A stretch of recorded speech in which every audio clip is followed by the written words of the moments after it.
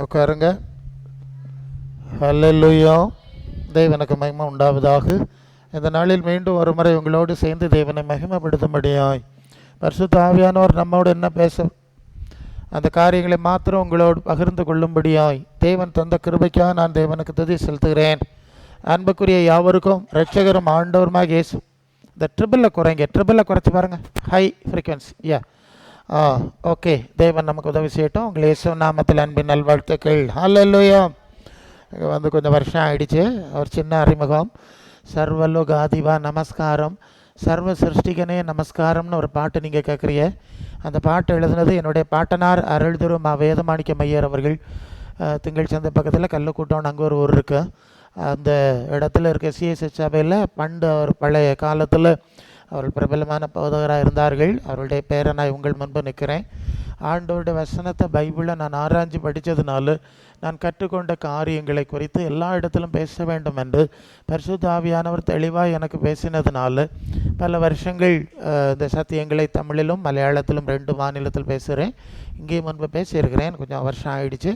மீண்டும் உங்கள் மத்தியில் நிற்கிறேன். கர்த்தர் உங்களுக்கு உதவி செய்வாராக. ஹல்லேலூயா. சரி, வசனத்தில் போனோம். அந்த ஆராதனை நடத்தி கொண்டிருந்த போது பரிசுத்த ஆவியானவர் அன்பு சகோதரர் மூலம் ஒரு காரியத்தை திரும்ப திரும்ப பேசி கொண்டிருந்தார். என்ன பேசினார்னா, இயேசுவோடு இணைந்து நடந்தால் மாத்திரம்தான் நாம் இயேசுவிற்கு இடத்திற்கு செல்ல முடியும். ரொம்ப அருமையான ஒரு காரியம். இயேசுவோடு இணைந்து நடந்தால் மாத்திரம்தான் இயேசுவிற்கு இடத்துக்கு செல்ல முடியும் என்ற ரீதியில் தான் அவர் அதிகமாய் அந்த ஜெபத்தை நடத்தி முடித்திருக்கிறார். ஸோ அந்த அடிப்படை குறித்து தான் நாம் கொஞ்சம் சிந்திக்கணும். தேவன் நமக்கு உதவி செய்ய வேண்டும். ஹல்லேலூயா. யோவான் சுவிசேஷம் 10ஆம் அதிகாரம் 27, 28. யோவான் 10, 27, 28. இயேசு சொல்லுவார், என் ஆடுகள் என் சத்தத்துக்கு செவி கொடுக்க வேண்டும். அவை எனக்கு பின் செல்ல வேண்டும். அவைகளைத்தான் நான் அறிந்திருக்கிறேன். அவைகளை என் கையிலிருந்து யாரும் பறித்து கொள்ள முடியாது. அவைகள் ஒரு காலம் கெட்டு போவாது. நான் அவைகளுக்கு தான் நித்திய ஜீவனை கொடுக்கிறேன் என்று சொல்லி அந்த பகுதியில் இருக்கிற வசனங்களை கொஞ்சம் ஒழுங்குபடுத்திங்கன்னா இப்படி நீங்கள் புரிஞ்சுக்கலாம். அப்போ இயேசுவோடு நடப்பது என்றால் என்ன என்பது இந்த வசனத்தில் விளங்கிறோம் இல்லையா? ஒவ்வொரு வார்த்தையும் ரொம்ப முக்கியமானது. அதாவது மத்தேயு சுவிசேஷம் 28ஆம் அதிகாரம் கடைசி 2 வசனத்தில் இயேசு தம்முடைய சீடர்களை அனுப்பும்போது, நீங்கள் புறப்பட்டு போய் சகலரையும் எனக்கு சீஷராக்கி ஞானஸ்நானம் கொடுத்து அவர்களை நான் கட்டளையிட்டவர்களை நீங்கள் உபதேசம் பண்ணி நடத்தணுங்கிற அந்த சப்ஜெக்ட் அங்கே இருக்கிறத நம்ம பார்க்குறோம். இயேசுவுக்கு சீஷர்களாய் மாறுகிற அனுபவம்.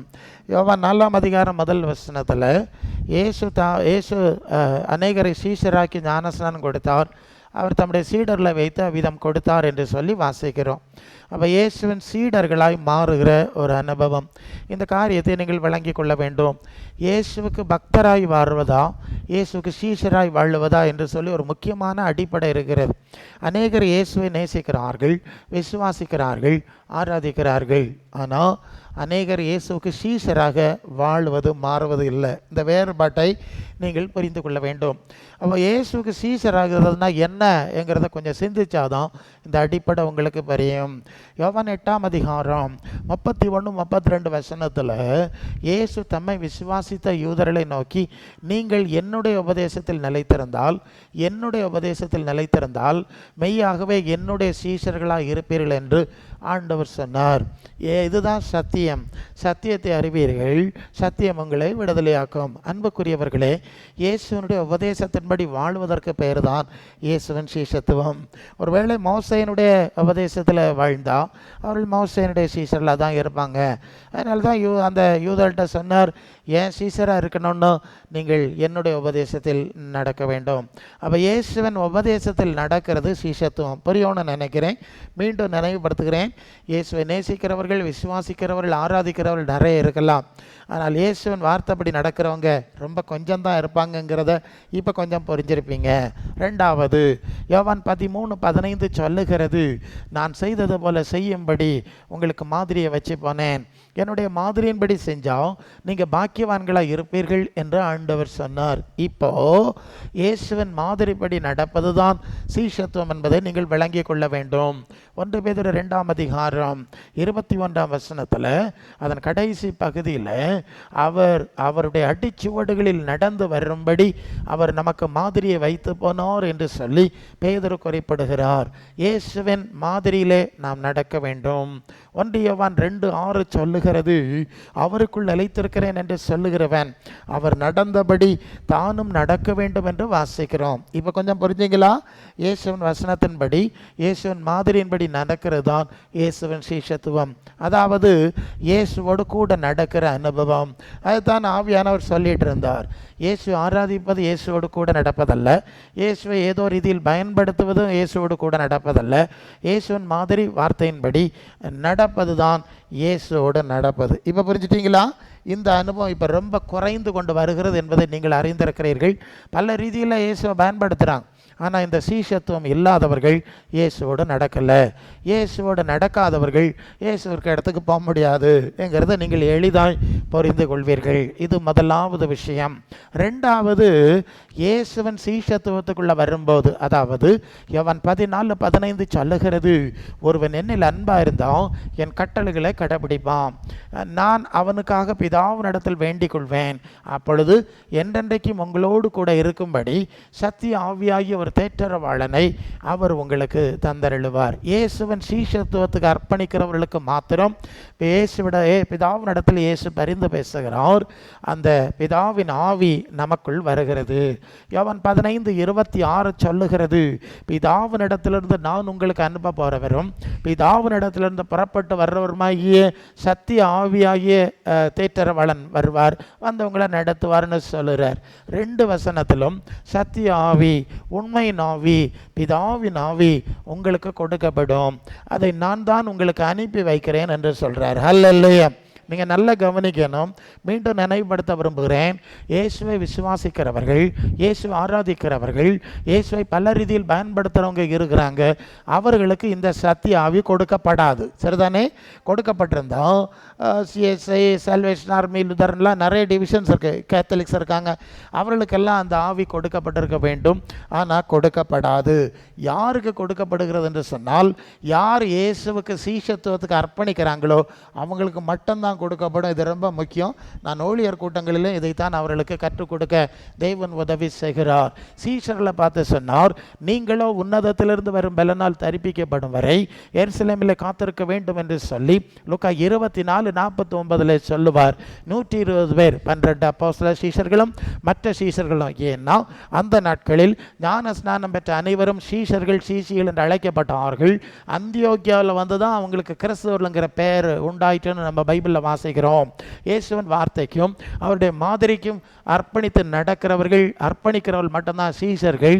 அவர்களுக்கு மட்டும்தான் பிதாவின் ஆவியை இயேசு அனுப்பி வைக்கிறார். ஹல்லேலூயா. இந்த நுட்பத்தை மனசில் வச்சுருங்க. நீங்கள் கொஞ்சம் டீட்டெயில்டாக தான் படிப்பீங்க. உங்கள் பாஸ்டர் எப்படின்னு எனக்கு தெரியும். ஹல்லேலூயா. பர்சனலாக எழுதியிருக்காருல்ல, அவரும் டீட்டெயில்டாக தான் பேசுவார். நானும் கொஞ்சம் டீட்டெயில்டாக பேச சந்தோஷப்படுகிறேன். இது இந்த நாட்களில் நாங்கள் படிப்பிக்க வேண்டிய ஒரு காரியம். இயேசுவின் சீஷத்துவத்துக்கு அர்ப்பணிக்கிறவர்களுக்கு மட்டும்தான் சத்திய ஆவி, உண்மையின் ஆவி, பரலோக தேவனுடைய ஆவி இயேசுவால் அனுப்பி வைக்கப்படுகிறது. இன்னொரு விஷயத்தை சொல்லணும். இந்த நாட்கள் நிறைய பேர் வந்து தலையில் கை வச்சு ஏதோ ஒரு ஆவியை கொடுக்குறாங்க, தள்ளி போடுறாங்க, உருட்டுறாங்க, புரட்டுறாங்கன்னு சொல்லி நிறைய காரியங்கள் ப்ராக்டிஸில் பார்க்குறீங்க. நீங்கள் வேணாம், யூடியூப்லலாம் போனால் நீங்கள் நிறைய வீடியோஸ் எல்லாம் பார்க்குறீங்க. இந்த விஷயத்தை குறித்து நீங்கள் மிக எச்சரிக்கையாக இருக்க வேண்டும். நீங்கள் வந்து மத்தேயு 17ஆம் அதிகாரம் 14ஆம் அதிகாரம் 6ஆம் வசனத்தில், நானே வழியும் சத்தியமும் ஜீவனமாக இருக்கிறேன், என்னால் எல்லாமல் ஒருவனும் பிதாவினிடத்தில் வரான் என்று இயேசு சொன்னார். பரலோகத்திலிருந்து ஒன்று பூமிக்கு வரணும்னா இயேசு மூலம் வரணும். இங்கே இருந்து ஒன்று பரலோகத்துக்கு போனாலும் இயேசு மூலம் தான் போனோம். மீடியேட்டர் அவர் தான். சரிதானே? அப்போ பரிசுத்த ஆவி பரலோகத்திலிருந்து வரணும்னா, ஏன்னா இந்த ஆவி உன்னதத்திலிருந்து வருகிறது. யோவான் 4:24 சொல்லுகிறது, தேவன் ஆவியாக இருக்கிறார். 1 கொரிந்தியர் 3:16 சொல்லுகிறது, நீங்கள் தேவனுடைய ஆலயமாக இருக்கிறீங்க, தேவனுடைய ஆவி உங்களில் வாசமாக இருக்கிறது, நீங்கள் ஆலயம்னு சொல்லியிருக்கு. பரலோகத்தின் தேவன், ஆவியாகிய தேவன் நமக்குள்ளே வந்து வாசம் பண்ணுவார். நீங்கள் வந்து பைபிளில் பரலோகத்தின் தேவனுக்கு கிரீக்கில் தியோ என்று போட்டிருப்பாங்க. பரலோகத்தின் தேவனை குறிக்கிற வார்த்தைக்கு தியோன்னு போட்டிருப்பாங்க, இயேசுவை குறிக்கிற வார்த்தைக்கு கொரியோஸ்ன்னு போட்டிருப்பாங்க. கர்த்தர் கொரியோஸ் 2 வேர்டு இருக்குது. அப்போ தேவன் ஆவியாக இருக்கிறார், அவரை இயேசு நமக்குள்ளே அனுப்பி வைக்கிறார். சரி, அப்போ இயேசுவின் சீஷத்துவத்துக்கு தயாராகாதவங்களுக்கு இந்த ஆவியை இயேசு அனுப்ப முடியாது. ஒருவேளை வேற யாராவது சொல்கிறாங்க, என்ன சொல்கிறாங்கன்னா, நாங்கள் பேதுரு, அன்றைக்கு பேதுருவும் யோவான ஜோமனை கை வச்சா பரிசுத்தாவி வந்தார், பவுல் கையை வச்சா பரிசுத்தாவி வந்தார், நாங்களும் பேதுருவின் மறு அவதாரமாக வந்திருக்கோம், பவுலின் மறு அவதாரம் யோவானின் அவதாரம் 2000 வருஷம் கழித்து வந்திருக்கோம்லாம் விளம்பரப்படுத்துகிறாங்க. நான் ஊழியக்காரர்களுக்கு சொல்வேன், அன்பு ஊழியக்காரர்களே, நீங்கள் இதை கவனித்து பார்க்கணும். அந்த இயேசுவும் அந்த அப்போஸ்தலரிடத்திலும், அது பவுலாகட்டும் பேதுருவாகட்டும் யோவானாகட்டும், அவங்கள்ட்ட இருந்த உபதேசம், அவருடைய வாழ்க்கை மாதிரி இந்த ஆள்கிட்ட இருக்கான்னு பார்த்தா நிச்சயமாக இருக்காது. அல்லேலூயா. அவர்களுக்குள்ளே இருந்த ஆவிதான் இவர்கள் கொண்டு வந்தா அவங்க உபதேசங்களை இவங்க நடப்பாங்க, அதை பேசுவாங்கல்ல. இப்போ அதுக்கு வித்தியாசமாக செய்ய மாட்டாங்கல்ல. ஆகவே மரத்தை கனியினால் அறியினான்னு சொல்லியிருக்கு. இது அந்த சிஸ்டம் கிடையாது. நீங்கள் இயேசுவுக்கு சீஷத்துவத்துக்குள் வராவிட்டால், ஒரு முறை ஒரு பாஸ்டர் எனக்கு ஃபோன் பண்ணி கேட்டார், பாஸ்டர் நீங்கள் வந்து பிரசங்கம் எல்லாம் பண்ணி கூட்டம் நடத்தினா பரிசுத்தாவின் அபிஷேகம் இறங்குமான்னு கேட்டார். என் பிரசங்கம் எல்லாம் கேட்டார். அது ரொம்ப ஹை லெவலாக இருந்தோன்னே அவருக்கு தோணிச்சு, இந்த ஆள் வந்து பிரசங்கம் பண்ணிட்டா எங்கள் சபையில் வந்து பரிசுத்தாவி இறங்கிரும்னு நினைச்சாரோ என்னமோ தெரில. அவர் அப்படி ஃபோனில் கேட்டார். நான் சொன்னேன், பாஸ்டர் பரிசுத்தாவியை கொடுக்கறது ஏன் வேலை கிடையாது, அது ஆண்டவருக்கு வேலை. அல்லேலூயா. ஆமாம், ஆகவான் சொல்கிறேன், நான் ஜலத்தினால் ஞானஸ்நானம் கொடுக்குறேன், நாங்கள்லாம் தண்ணினால் ஞானஸ்நானம் கொடுப்போம், இயேசு தான் அக்கினினால் ஞானஸ்நானம் கொடுக்குறாரு. அல்லேலூயா. ஆவியினால் அக்கினினால் ஞானஸ்நானம் கொடுக்குறோம் நாங்கள் கிடையாது பாஸ்டர், ஆண்டவர் தான் கொடுக்கணும். ஆனால் நாங்கள் வந்து இயேசுவின் சீஷத்துவத்தை பிரசங்கம் பண்ணுவோம், ஜனங்களுடைய இருதயத்தை ஆண்டவருக்கு நேராக திருப்பும் போது அது வந்து அப்போஸ்தலர் 15ஆம் அதிகாரம் 32 வசனத்தில், இருதயத்தை பார்க்கிற தேவன் நமக்கு பரிசுத்தாவியை தந்தது போல அவர்களுக்கு பரிசுத்தாவியை கொடுத்து அவர்களை குறித்து சாட்சி கொடுத்தார். அல்லேலூயா. இருதயத்தை பார்க்கிற தேவன் பரிசுத்தாவியை கொடுத்து சாட்சி கொடுத்தார் என்று சொல்வார். நல்ல கவனிக்கணும். இன்னொரு வார்த்தை இருக்குல்ல, விசுவாசத்தினாலே இருதயங்களை அவர் இருதயங்களை சுத்தமாக்கி அவர்களுக்கு நமக்கு இடையில வித்தியாசம் இல்லாமல் செஞ்சாருன்னு அந்த வசனம் இருக்கு. என்ன புரியுறீங்க? நாங்கள் பிரசங்கம் பண்ணுகிறோம், சீஷத்துவத்துக்கு நேராக நடத்துகிறோம், அந்த இருதயம் தகுதி அடையணும். என்ன சொன்னீங்க? என்ன பார்த்தீங்க? என்ன புரிஞ்சுங்க? இருதயம், நாங்கள் பிரசங்கம் பண்ணாலும் உங்கள் மனசு தகுதி அடையணும்ல. எத்தனை பிரசங்கம் பண்ணாலும் நீங்கள் தகுதி அடையாமல் இருந்தால் என்ன செய்கிறது? நோவா பிரசங்கம் பண்ணால ஒருத்தரும் கேட்கல, கீழ்ப்படியலை, எல்லாரும் அழிஞ்சாங்கல்ல. இது மாதிரி இருந்தால் எப்படிங்க பரிசுத்தாவி வரும்?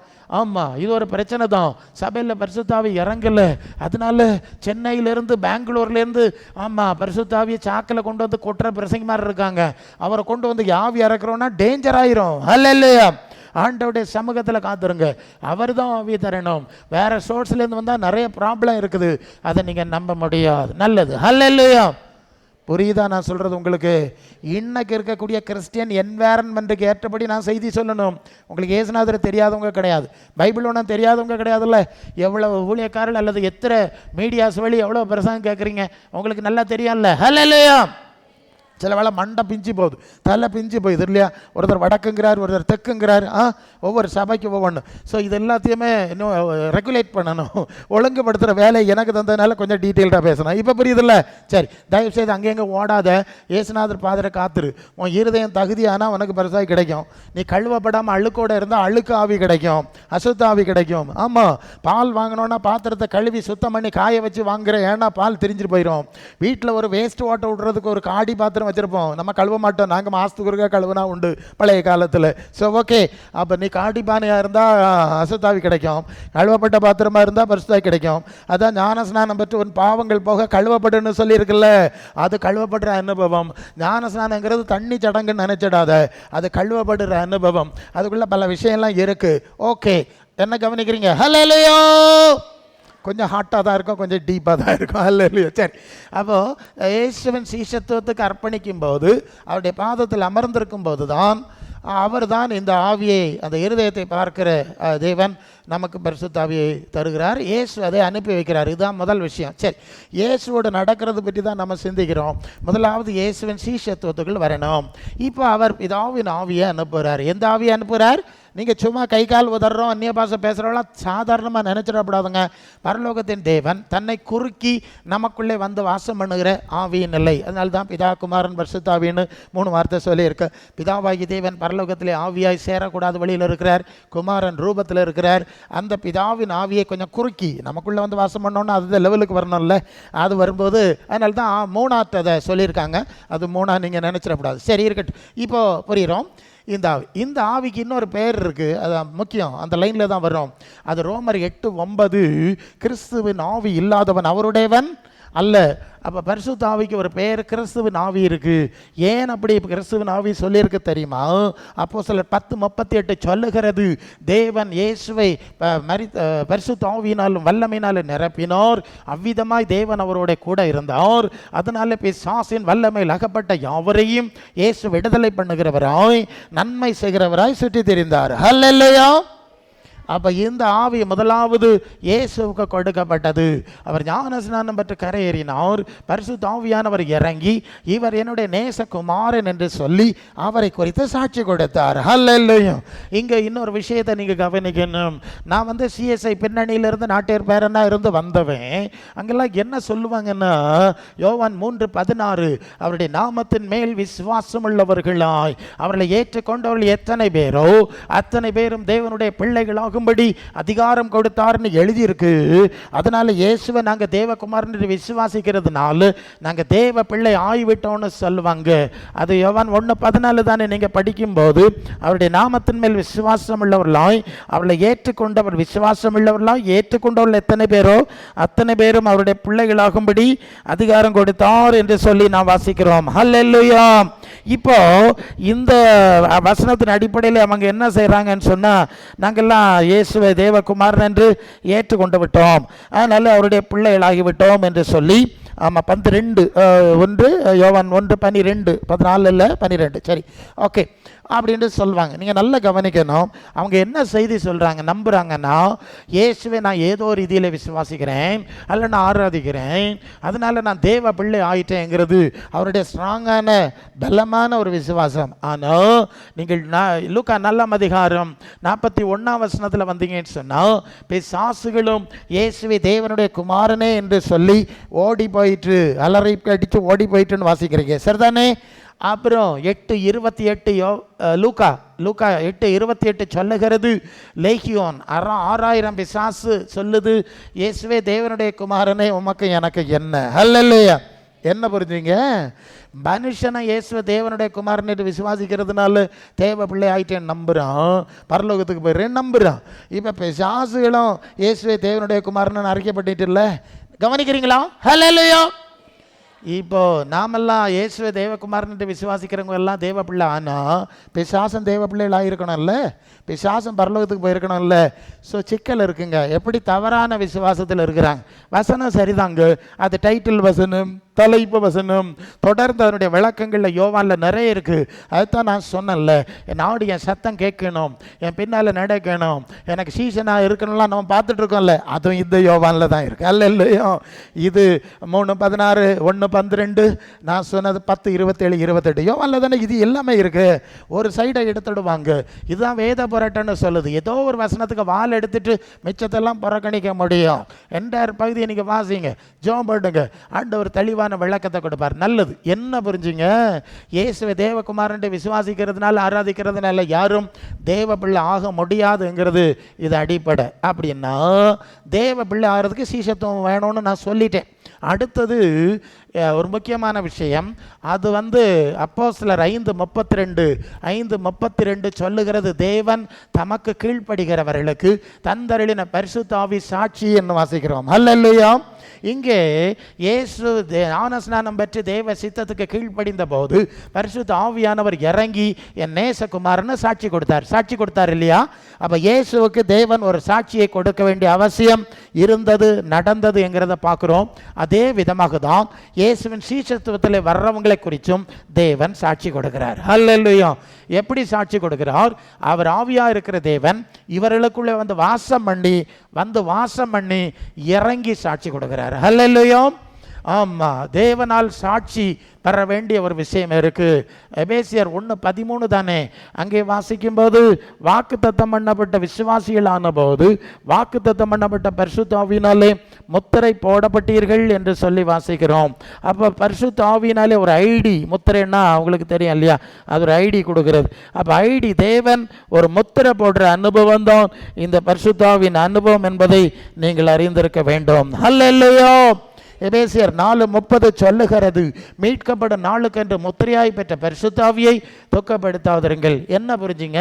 பரலோகத்தின் தேவன் தம்முடைய ஆவியை கொடுத்து, இவன் என்னுடைய நேசகுமாரன், குமாரத்தி, பிள்ளை என்று சொல்லி அவர் அதிகாரம் கொடுக்கிறார்.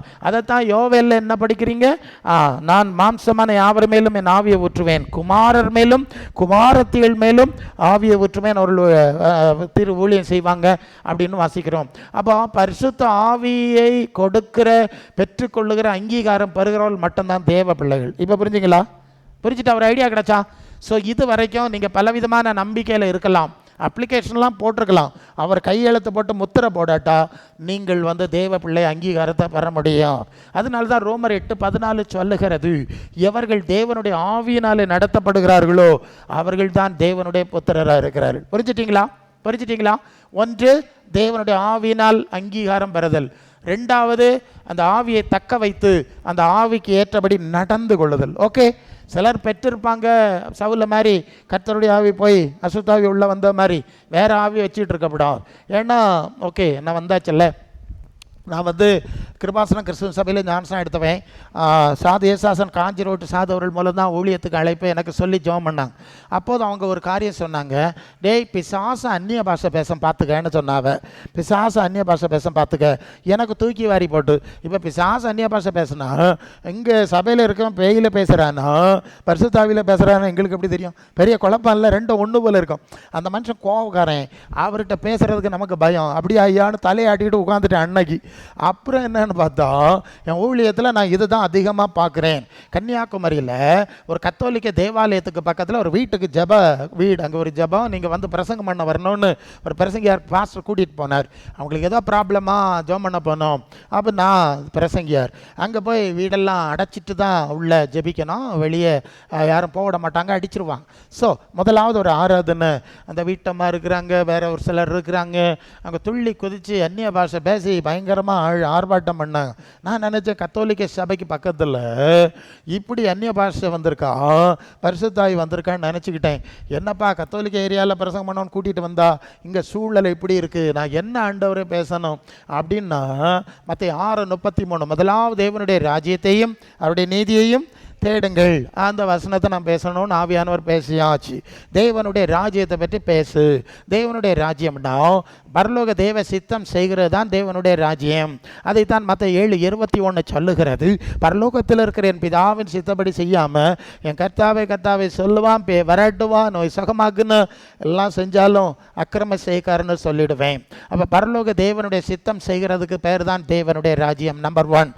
ரெண்டாவது, பரலோக தேவ ஆவியினால் நடத்தப்படுதான் தேவனுடைய ராஜ்யம். ரோமர் 8:14. இது தேவனுடைய ராஜ்யம் உங்களுக்குள்ள இங்கேயே இருக்கிறது. ஆமா, தேவனுடைய வாசஸ்தலமா, ஆலயமா, ஜப வீடா நீங்க கட்டப்படுறீங்க. இங்க அப்படி இருந்தாதான் அங்க பரலோகத்தில் இருக்கிற தேவராஜ்யத்துக்கு போக முடியும் அப்படின்னு பேசிட்டு, அப்ப தேவனுடைய ராஜ்யத்தை தேடுங்கள் என்று ஆண்டவர் அழைக்கிறதுனால மனிதர்கள் தேவனுடைய ராஜ்யத்துக்கு உள்ள இல்லை, அதுக்கு வெளியே இருக்கிறாங்க. எங்க இருக்கிறாங்க? வீட்டுக்கு வெளியே நின்னா தானே வீட்டுக்குள்ள வாங்கன்னு கூப்பிடணும். வெளியே இருக்கிறாங்க. அது என்ன ராஜ்யம்னு கேட்டா லூக்கா 4:5 சொல்லுகிறது, பிசாசு சொல்றான், உலகம் முழுவதும் எனக்கு இப்போ ஒப்படைக்கப்பட்டிருக்கிறது. 1 யோவான் 5:19 சொல்லுகிறது, உலகம் முழுவதும் பொல்லாங்கனுக்குள் கிடக்கிறது என்று அறிந்திருக்கிறோம். எபேசியர் 2:2 சொல்லுகிறது, ஆகாயத்து அதிகார பிரபுவின் ஆவிக்கேற்றபடி உலக வழக்கத்தின்படி தான் எல்லாரும் நடக்கிறாங்க. நீங்கள் எபேசியர் 6:12 சொல்லுகிறது, வான மண்டலத்தில் உள்ள உங்களுக்குள்ள பொல்லாத ஆவிகளின் சேனைகளோடு போராட்டம் இருக்கிறது. 2 தீமோத்தேயு 2:26 சொல்லுகிறது, பிசாசானவனுடைய இச்சையின்படி செய்ய அவனால் மனிதர்கள் பிடிக்கப்பட்டிருக்கிறாங்க. அப்போ உலகம் பிசாசன் ஆட்சியில் இருக்கு, எல்லாரும் பேய்க்குள்ள இருக்கிறாங்க. அது அவங்களுக்கு தெரியல, பேய் உள்ள இருக்குன்னு தெரியல. அது பாட்டுக்கு உலகத்தின் டைப்பில் நடத்தி கொண்டு இருக்கிறது. இந்த நிலையிலிருந்து மனிதர்கள் மனம் திருந்தணும், அவர்கள் தேவனுடைய ராஜ்யத்தின் செய்திகளை ஏற்று அதுக்குள்ள கடந்து வரணும்னு அழைக்கிறார்னு சொல்லி நான் பிரசங்கம் பண்ணி கொண்டிருந்தேன். ஒரு 2 நிமிஷம் பேசியிருப்பேன்னு நினைக்கிறேன். அப்படி பேசிகிட்டு இருந்தா முதலாவது அந்நிய பாஷை பேசி எல்லாம் ஆர்ப்பாட்டம் பண்ணாங்கல்ல, அது அம்மாக்களே இருக்கு. அது அங்கேருந்து 2 கையை முறைக்கி, டாய் நான் யாருன்னு உனக்கு தெரியுமாடான்னு கேட்குறான். புரியுதா நான் சொல்கிறது? நான் யாருன்னு தெரியுமான்னு கேட்குறான். நான் சொன்னேன், நீ யாருன்னு தெரிய நான் விரும்பலை, இந்த பக்கம் மூச்சு காட்டப்படாது, பேசாமல் ஓடி போயிரு. ஆமாம், எனக்கு இந்த மாதிரி பேய்கிட்ட பேசிகிட்டு இருக்க பிடிக்கப்படாது, பேசப்படாது. உனக்கிட்ட பேசிகிட்டு இருக்க வேண்டிய அவசியம் எனக்கு கிடையாது, உனக்கு மேடையும் கிடையாது, ஓடி போயிரு, மூச்சு காட்டப்படாது. அப்படிதான் நமக்கு வழக்கம். எப்படியோ தரையில் விழுந்து சர்ப்பம் மாதிரி நெளிஞ்சு வாமிட் பண்ணி ஓடி போச்சு. முதல்ல அந்நிய பாஷை, அப்புறம் சர்ப்பம்.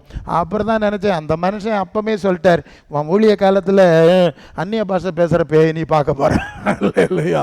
இப்போ அதுதாங்க நடக்குது. என்னங்க இப்படி பேசிட்டீருன்னு நினைக்கிறீங்களா?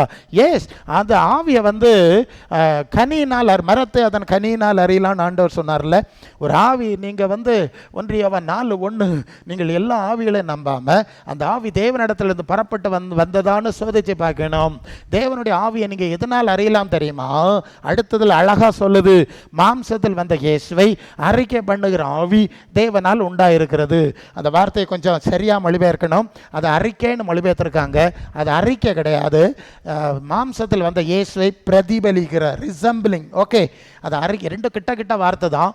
அது இயேசுவை வாயினால் அறிக்கை பண்ணது பிசாசு அறிக்கை பண்ணிடுதில்ல, இயேசு தேவனுடைய குமாரன்னு. அதனால வாய் அறிக்கை கிடையாது, வாழ்க்கையினால் பிரதிபலிக்கிற. அதனால தான் 1 யோவான் 2:6 ஏற்கனவே யோவான் சொல்லிட்டார், அவருக்குள் நிலைத்திருக்கிறேன் என்று சொல்றவன் அவர் நடந்தபடியே தானும் நடக்க வேண்டும். அவர் நடந்தபடியே நடக்கிறவன் தான் தேவனிடத்துலேருந்து வந்த ஆவியை பெற்றவன். இப்போ புரிஞ்சுட்டீங்க இல்லையா? அது அறிக்கை, வாய் அறிக்கை கிடையாது, ரிசம்பிளிங். அது எல்லா இடத்துலையும் அப்படி தான் வருது. சரி, ஸோ அப்போ மாம்சத்தில் வாழ்ந்த இயேசுவின் மாதிரியை பிரதிபலிக்காத ஆவிகள் பிதாவிடத்திலிருந்து வந்தவைகள் அல்ல. இப்போ புரிஞ்சுட்டீங்கல்ல? அதனால தான் கிறிஸ்துவின் ஆவி, கிறிஸ்துவுக்குள்ளே இருந்த ஆவின்னு நம்ம புரிஞ்சுக்கணும். இப்போ நிறைய ஆவி வருது, அது கிறிஸ்துவின் ஆவி கிடையாது, அது கிறிஸ்துவுக்குள்ளே இருந்த ஆவி கிடையாது. நல்லது. இப்போ இயேசுவோடு நடக்கிறது பற்றி தான் சிந்திக்கிறோம். இந்த கிறிஸ்துவின் ஆவி நமக்குள்ளே வந்தால் என்ன நடக்கும்னு கேட்டால், கிறிஸ்துவின் ஆவி நமக்குள்ளே வந்தால், அதாவது கிறிஸ்துவுக்குள்ளே இருந்த ஆவி நமக்குள்ளே வந்தால் என்ன நடக்கும்னு கேட்டால், அது கலாத்தியர் 4:19 சொல்லுகிறது, எசர் பிள்ளைகளே, கிறிஸ்து உங்களில் உருவாகும் அளவும் மறுபடியும் கர்ப்ப வேதனைப்படுகிறேன். கிறிஸ்து உங்களில் உருவாக வேண்டும். ஹல்லேலூயா. கொஞ்சம் ஆழமாக தான் இருக்கும், கொஞ்சம் கவனமாக கவனிக்கணும். ஆதி திருச்சபையில் இயேசுவை பாடி ஆராதிக்கணுமா, ஆடி ஆராதிக்கணுமானெல்லாம் ட்ரெயின் பண்ணல, இயேசுவை உருவாக்குனாங்க. என்ன செஞ்சாங்க? இயேசுவை அது எப்படி பிரசங்கியார இயேசுவை உருவாக்குறதுன்னு கேட்குறீங்களா? பிலிப்பியர் 2:5 சொல்லுது, கிறிஸ்துவே இயேசுவின் சிந்தையை உங்களிலும் இருக்க கிடவது. பாவம், மலையாளத்தில் பாவம் என்று பறையும். ஓகே, கிறிஸ்து இயேசுவில் இருந்த சிந்தை உங்களுக்குள்ளே இருக்கணும். இயேசுவின் சிந்தையும் சுவாபமும் குணாம்சங்களும் வரணும். பவுல் சொல்லுவார், எங்களுக்கு கிறிஸ்துவின் சிந்தை உண்டாக இருக்கிறதுன்னு சொல்லுவார். ஹல்லேலூயா. அப்போ கிறிஸ்துவின் சிந்தை தன்மை, இயேசுக்குள்ளே இருந்த ஆவி நமக்குள்ளே வந்தால் கிறிஸ்துவின் சிந்தை தன்மை நமக்குள்ளே வரும். எபேசியர் 4:11 சொல்லுகிறது, தேவகுமாரனாக இயேசு கிறிஸ்துவை பற்றி அன்பிலும் அறிவிலும் வறுமைப்பட்டவர்களாகி கிறிஸ்துவின் நிறைவான வளர்ச்சியின் அளவுக்கு தக்க பூரண புருஷராய் வளரும்படிக்கு தான் சபையானது பக்தி விருத்தி அடைவதற்காய், பரிசுத்தவான்கள் சீர் பொருந்துவதற்காக, ஆமா, சபையா அது அப்போஸ்தலர், தீர்க்கதரிசிகள், மேய்ப்பர்கள், போதகர்கள், சுவிசேஷகர்கள் என்று சொல்லக்கூடிய 5 விதமான ஊழியக்காரர்களை வச்சு நீங்கள் குழந்தைகளைப் போல மனுஷருடைய சூதும் வஞ்சிக்கிறதுக்கு ஏதுவான பலவிதமான காற்றுகளினாலே வண்டியும் காரையும் எடுத்துட்டு மரத்தடி, தென்னையடி, பனையடி, புளியடின்னு ஓடிட்டு இருக்காம அன்புடனே கையில் இருக்க வேதத்தை வாசித்து சத்தியத்தை கை கொண்டு தலைவராகிய கிறிஸ்துவுக்குள் வளரும்படி அப்படி செய்தார், சபையை வச்சார். ஹல்லேலூயா. இன்னொன்று நான் சொல்கிறேன், அதாவது ஒரு சிலுவை நட்டுருக்கு, ஏசுநாருடைய படம் வச்சிருக்கு, ஏசுநாருடைய பிம்பம் அல்லனா சிலையெல்லாம் வச்சிருக்கு, சுற்றி இருந்து பாட்டு பாடுறாங்க, இயேசுவின் ரத்தம் ஜெயம். ஃபர்க்மான்ஸை அடித்து விரட்டிட்டு இப்போ ஃபர்க்மான்ஸ் பாட்டு தான் பாடிக்கிட்டு இருக்கிறாங்க. ஸோ எதுக்கு இப்படி பாடுறீங்க உட்காந்துருக்கேன்னு கேட்டால், புதுமை நடக்கணும் பிரசங்கியாரு, பேய் போன பிரசங்கியாரு, கட்டறணும் பிரசங்கியாரு. ரைட் ரைட் ரைட் நடக்கட்டு. அப்புறமா நாங்கள் பல இடத்துக்கு போவோம், தேவனுடைய வீடுங்கிறாங்க, வானத்துக்கு வாசலுங்கிறாங்க, திறந்த வாசல் பூட்டின வாசலுங்கிறாங்க, என்னெல்லாமோ சொல்கிறாங்க. சொல்லிட்டு போட்டு அங்கெல்லாம் நாங்கள் சுற்றுவோம். அங்கே என்ன நடக்குன்னா பாட்டு வழங்க பாட்டு, அற்புதங்கள் செய்கிறவர் நடுவில் இருக்கிறார். நல்லது நல்லது.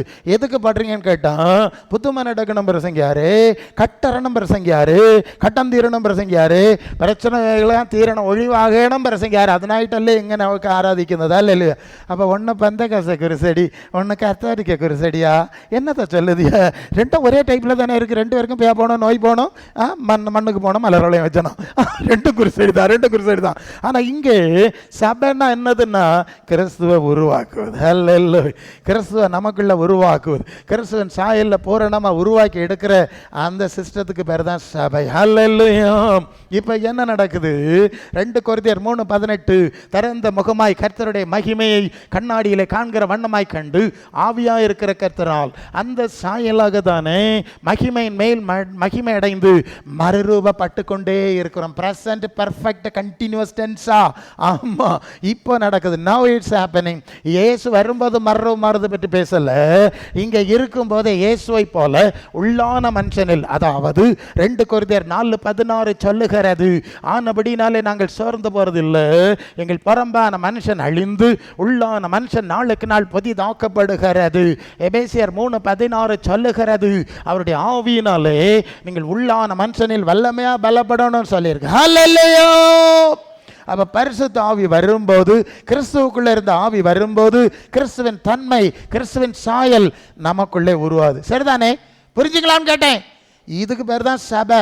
வெறும் பேய்க்கு நோக்கி வந்துட்டு போனால் நீங்கள் குருசடிக்காரங்க, நீங்கள்லாம் விசுவாசி கிடையாது, சபை கிடையாது. ஆமாம், பேய் போச்சு, நோய் போச்சு, சுகம் கிடச்சி, அப்புறம் ஒரு நாள் செத்து போயிடுவீங்க, பரலோகத்துக்கு போய் சொல்ல போகிறீங்க, ஆமாம் ஆண்டவரே நீர் எங்களுக்கு சுகம் தந்தீர், நான் செத்துட்டு இருந்தேன் எனக்கு சுகம் தந்தீர்னு சொன்னால் ஆண்டவர் சொல்வார், இப்போ செத்து தானடா இங்கே வந்திருக்கா நீ. இல்லையோ, நாக்கு கல்யாணம் எல்லாம் பண்ணி வச்சிரு, பிள்ளை குட்டியெல்லாம் இருக்குன்னா எல்லாம் போட்டுட்டு தானடா இங்கே வந்தாய், வீடு தந்தீர், கார் தந்தீர்னா எல்லாம் தந்தேன், ஆனாலும் என் பின்னால் நீ வரல, என் சீசன் ஆகலை, என் வசனத்தில் நடக்க விரும்பலை, ஏன் நான் அனுப்புகிற ஆவியை உனக்கு தரல, உனக்கு தேவனுடைய முத்திரை கிடையாது. இப்போ புரிஞ்சா நான் சொல்கிறது, இங்கே உனக்கு இடம் கிடையாது. அதான் மற்ற 7:21 சொன்னல, நீங்கள் அற்புதங்களை பார்க்குறது வேற விஷயம், அற்புதங்கள் செஞ்சிருக்கலாம், அற்புதங்களை அனுபவிக்கலாம், இதனால் யாரும் பரலோக ராஜ்யத்துக்கு போக முடியாது. அல்ல இல்லையா? பரலோக ராஜ்யத்துக்கு போனோம்னா இயேசுக்கு சீசராக இருக்கணும், அவருடைய வழியில் நடக்கணும். இப்போ சொன்ன அனுபவம் வந்தால் மட்டும்தான் பரலோகத்துக்கு போக முடியும், ஏமாந்துடாது. அதனால தான் இந்த குருசெடியை பற்றி சொன்னேன். இந்த குருசெடிக்கு போய் ஆளெல்லாம் ஏமாந்துட்டு இருக்கிறான், அவனை முட்டாளாக்குறான். ஜபிக்கலாம் வாங்க, எங்க போறோம் ஜபிக்கிறதுக்கு? ஆண்டவர் சொன்னார், அறை வீட்டை பூட்டி அந்த ரங்கத்தில் இருக்க பிதாவினுக்கு ஜெபம் பண்ண சொன்னா, எவனுக்கு முன்னால போய் உட்கார்ந்து இருக்கிறாங்க இவங்க, யார் கூப்பிட்டோன்னு நீங்க போயிருந்தா? மரியாள் இயேசுவின் பாதத்தில் உட்கார்ந்து இருந்தா, தன்னை விட்டு எடுபடாத நல்ல பங்கை தெரிந்து கொண்டாட சொன்னா, செத்து மண்ணில் வைக்கிற மனுஷனுக்கு முன்னால போயிருந்து ஜபிக்க போறானா? இவன் விக்கிரகாராதனக்காரன் தானே, இவன் குருசடிக்காரி தானே. என்ன சொல்றீங்க? ஆமா, நீ வீட்டில் இருந்து ஜோமன், இல்லைன்னா சபையிலேருந்து ஜோமன். தேவனுடைய வீடுன்னா என்னன்னு நான் சொல்கிறேன். தேவனுக்கு ஒரு வீடு எங்கே ஒன்று ஒரு இடத்துலையும் கட்டலை. அவர் சொன்னாருங்க, எரேமியா 23:20, நான் சமீபத்துக்கு மாத்திரமா தேவன், தூரத்துக்கும் தேவன் அல்லவா, அண்ட சராசரிகள் நிரப்புறவர் அல்லவா சொன்னார்ல. ஆமாம், அது ஏசாயா 66:1, வானம் சிங்காசனம் பூமி பாதப்படி. எப்படிடா எனக்கு வீடு கட்டுவானி, எப்படிடா நீ கோயில் கட்டுவானி? முடியாதுல்ல. அப்புறம் நீங்கள் வெளிப்படுத்தல் 3:20, இதோ வாசல் படியில் நின்று தட்டுகிறேன், ஒருவன் சத்தத்தை கேட்டு உன் வாசல் இதயத்தை திறந்தா உனக்குள்ள பிரவேசிப்பேன்னு சொன்னார்ல. இதை பூட்டு போட்டு பூட்டிக்கிட்டு நீ காரம் வண்டியை எடுத்துட்டு இவங்க அலையிறாங்க. ஜனங்கள் அலையிறாங்கல்ல, அந்த மட்டத்தனமான வேலை நீங்கள் யாரும் செஞ்சிடாதுங்க. நீங்கள் தேவனுடைய வாசஸ்தலம், அதாவது எபேசியர் 2:20 கீழே வாசத்து கடைசி வசனம், தேவனுடைய ஆவியினாலே வாசஸ்தலமாய், அவர் வசிக்கிற வாசஸ்தலமாய் சபையாய் கட்டப்பட்டு வருகிறீர்கள். சபையிலே வாசம் பண்ணுறாருன்னா அதுக்கப்புறம் அந்த சபைன்னா என்னென்னு இன்னொன்று சொல்லணுமே. எபேசியர் 2:20 அப்போஸ்தலர் தீர்க்கதரிசிகள் என்பவருடைய அஸ்திபாரத்தின் மேல் கட்டப்பட்டவர்களாய் கிறிஸ்து மூலக்கல்லா இருக்கணும். அதாவது இயேசு சொன்னது செஞ்சது மூலக்கல்லா இருக்கணும். ஒரு வீடு கட்டும்போது மூலக்கல்லு முதல்ல வைப்பாங்க. அது மாதிரி தான் இயேசுவின் உபதேசம் மாதிரியும் மூலக்கல்லு. அதுக்கு இடையில ஒரு நூல் கட்டுவாங்க, அந்த நூலுக்கு உள்ளதான் மற்ற கல் வைப்பாங்க. அதுதான் அப்போஸ்தலருடைய உபதேசம். நூலுக்கு வெளியே போனா அடுத்தவன் கேஸ் கொடுப்பான், பிரச்சனை பண்ணுவான், உங்களுக்கு நல்லா தெரியும்ல. இப்படி இயேசுவும் அப்போஸ்தலரும் சொன்ன செஞ்ச மாதிரி எங்க இருக்கோ அங்கதான் பரலோகத்தின் ஆவியானவர் வாசம் பண்ணுவாரு. வேற இடத்துல நீ சிலுவை வச்சாலும் சரிதான், ரத்தம் சொன்னாலும் சரிதான், பைபிள் வச்சாலும் சரிதான், பேய் குடியிருக்கோம் நாங்க பார்த்திருக்கோம். அல்ல இல்லையா? அங்கே பேய் இருக்கு, அங்கே பேயினுடைய பிரச்சனை இருக்கிறத நான் பார்த்துருக்கேன். எனக்கு ஆண்டவர் காட்டி தந்திருக்கிறார். பார்த்தா சிலுவை இருக்கு, மற்றவங்க கண்ணுக்கு பேய் நிற்கிறது தெரியல, எனக்கு கண்ணுக்கு வல்லசர்ப்ப நிற்கிறது தெரியுது. அல்ல இல்லையா? சொன்னால் சண்டைக்கு வந்துட போகிறோம், அது வேற விஷயம். ஸோ ஆக அப்போஸ்தலர் தீர்க்க அஸ்திபாரம். அதனால தான் சில பேய் விரட்டுற விஷயத்தை சொல்லுவோம். இங்கே பேயெல்லாம் பிரசங்கியாரே சும்மா ஒன்றும் விரட்ட முடியாது. அது போகிறதும் வரதும் குருசடி சுத்திரமா நடக்கும். மரியாதையாக மனம் திரும்பி குணப்பட சொல்லு. அதாவது அந்த விடுதலைன்னு சொன்னால் அதில் 3 ஸ்டேஜ் இருக்குங்க. அது 8 யோவான் 8:36 குமாரன் உங்களை விடுதலையாக்கினா மெய்யாகவே விடுதலை ஆவீர்கள். அவர் நம்முடைய பாவ சாப ரோகங்களை சுமந்து பாவ நிவாரண பலியா இருக்கிறதுனால, நம்முடைய பாடுகளை ஏற்றுக்கொண்டதுனால அவர் நம்முடைய பாவங்களை எடுத்து சாபங்களிலிருந்து விடுதலை தந்து விடுதலை கொடுக்கிறார். நம்பர் 1.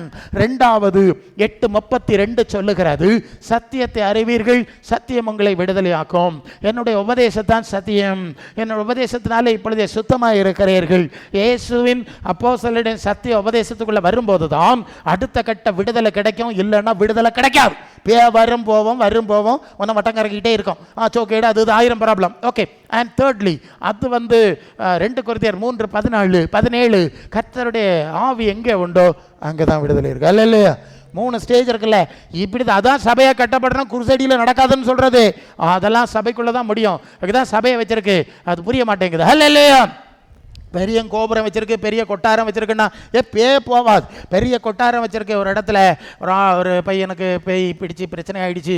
அவங்க தாய் சபையா, என்ன சபையா, என்ன சபை, தாய் சபைன்னு இருக்குதான், பிள்ளை சபைன்னு இருக்குதான், பேர பிள்ளை சபைன்னு இருக்குதான், அப்படிலாம் இருக்குதான். அவங்க சொல்லிக்கிறான் நாங்களாம் தாய் சபைங்கிறான். எந்த தாய் நமக்கு தெரியல, அது அப்புறம் பார்க்கலாம்.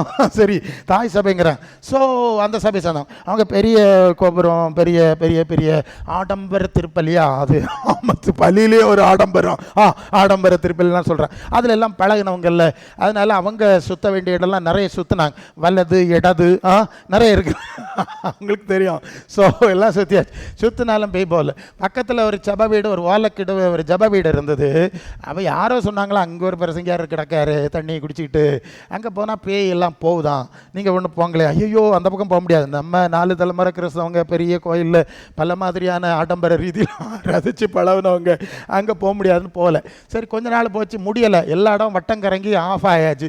இனி என்ன செய்யுது, வேறு வழி இல்லை, ராத்திரியோடு ராத்திரியாக போவோம் அப்படின்னா அன்னைக்கு இருந்த ஏதோ ஒரு வாகனத்துலையா எப்படியோ அந்த பையலை ஏற்றி எடுத்து கொண்டு போனாங்க. இந்த ஜப வீடு வர்றதுக்கு கொஞ்சம் அந்த தூரத்தில் வந்தோடனே இந்த பையன் சத்தம் போடுறான், ஐயோ நான் இங்கே வரமாட்டேன், என்னை விட்டுருங்கன்னு கிடந்து சத்தம் போடுறாங்க. கவனிக்கிறீங்களா? Jesus name. அல்லேலூயா. பாட்டெல்லாம் பாடுறா, நேரம் பயிலும் பாடிடுவோமா? அல்லையலையாய் துன்பம் சோழ்ந்து நிலை கலங்கே ஆழ்த்தில், அலையலையாய் துன்பம் சோழ்ந்து நிலை கலங்கே ஆழ்த்தில், அலைகடல் தடுத்து நடுவழி விடுத்து, அலைகடல் தடுத்து நடுவழி விடுத்து நடத்திய சந்த கத்தரை பாடுவேன், பரவசமாகுவேன், பரந்தோடும் இன்னாலே பாடுவேன், பரவசமாகுவேன், பரந்தோடும் இன்னாலே. ஹல்லேலூயா. சரி. இப்போ என்னாச்சு, அந்த பையன் சத்தம் போட்டான். சத்தம் போட்டோன்னே கேட்டாங்களாம், எத்தனையோ இடத்துக்கு போயிருக்கோம், வலது இடது அங்கெங்கெல்லாம் ரொம்ப சுத்தனம் இல்லை, அங்கெல்லாம் போகும்போது நீ சத்தம் போடாமல் வந்தல்ல, இங்கே என்ன போகிறதுக்கு முன்னாலே சத்தம் போடுறேன்டா. இல்லை இங்கே நெருப்பு, அங்கே அக்கினி எரியுது, இங்கே வரைக்கும் எனக்கு சூடு அடிக்குது, எனக்கு அங்கே வர முடியும் அப்படி சத்தம் போட்டாச்சு. எப்படியோ பிடிச்சி இழுத்து கொண்டு வண்டியிலிருந்து இறக்கி கொண்டு போட்டா, அவன் அப்படி போட்டு தள்ளாடி ஆடி அந்த ஜெப வீட்டுக்கு வாசலில் வந்தோடனே கீழே விழுந்துட்டான். சரியா, வாசலில் வந்தோடனே போத்தன்னு பனை மரம் மாதிரி கீழே விழுந்தோம். ஒரே கடை தான், எழும்பவே இல்லை. அப்புறம் தண்ணி அடித்து தான் எழுப்பியிருக்கு. ஜெபிக்கவும் இல்லை, பிரசங்கியார் வரல, அது ஜெப வீட்டுக்கு வந்தோடனே வாசலில் விழுந்து போயிடுச்சு. இல்லையா? அப்போ எதுக்கு சொல்கிறேன்னா, தேவ பிரசனம் எங்கே இருக்குது எங்கே இல்லைங்கிறதெல்லாம் எங்களுக்கு அனுபவத்தில் தெரியும். அது தனி விஷயம். நீங்களும் கொஞ்சம் பார்த்துட்டு தானே வந்திருப்பிய. கர்த்தர் உங்களை ஆசீர்வதிப்பாராக. நல்லது. இப்போது இப்படி பரிசுத்த ஆவியினாலே நடத்தப்படுகிற ஒரு அனுபவம் இருக்கிறது. அது இயேசுவின் ஆவி, அது இயேசுவின் சிந்தையை கொடுக்குது என்கிற காரியத்தை தான் பார்த்து கொண்டிருக்கிறோம். என்ன பார்க்குறோம்? இயேசுவோடு நடக்கிற அனுபவத்தை பார்க்குறோம். இயேசுவோடு நடக்கிற அனுபவம் எங்களுக்காக வேண்டிக் கொள்ளும், எங்களுக்காக வேண்டிக் கொள்ளும்னு சொல்லி அம்மா வேண்டிக் கொள்ளுங்க, அண்ணா வேண்டிக் கொள்ளுங்க, தம்பி வேண்டிக் கொள்ளுங்க, இந்த மாதிரிலாம் சிலர் சொல்லிட்டு இருக்கிறாங்கல்ல. ஒரு சின்ன சொல்கிறேன், இயேசு சொல்கிறார் நான் வழியும் ஜீவனுங்கிறார். அவர் 1 யோவான் 2:1 படித்தா, அவர் நமக்காய் பிதாவினிடத்தில் பரிந்து பேசுகிறார். வரித்தோரிலிருந்து எழுந்து தேவனுக்கு வலது பார்சத்தில் இருந்து நமக்காக பரிந்து பேசுகிற அதிகாரம் அவருக்கு மட்டும்தான் இருக்குது. அவர் தானுங்க பக்கத்தில் இருக்கிறாரு.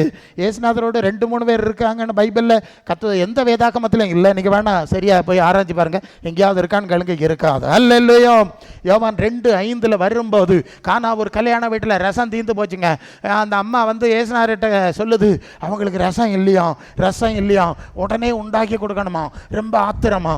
உடனே ஆண்டவர் சொன்ன வார்த்தை, ஸ்திரியே உனக்கு எனக்கு என்ன, நீ யாரு, எனக்கு இந்த உத்தரவு போடுவதற்கு நீ யாரு, என் வேலை இன்னும் வரவில்லை அப்படின்னு சொல்லிட்டார். அந்த அம்மா புரிஞ்சுக்கிட்டாங்க. ஏன் புரிஞ்சுக்கிட்டாங்கன்னா, 12வது வயசில் இயேசுநாதர் கூட்டிகிட்டு தேவாலயத்துக்கு பண்டிகைக்கு போனாங்க. போன போது என்ன நடந்துன்னா, அங்கே பண்டிகையில் இவங்க தேன்குழல் மிச்சரு காரச்சவெல்லாம் வாங்கி தின்னுக்கிட்டு சுற்றிக்கிட்டு அப்படியே வந்துட்டாங்க. இயேசுநாதரை மறந்துட்டாங்க. இவர் காரச்சு வாங்க போல, தேன்குழல் பக்கம் போல, அவர் நேர தேவாலயத்துக்கு போயிட்டார். எங்கே போயிட்டாரு?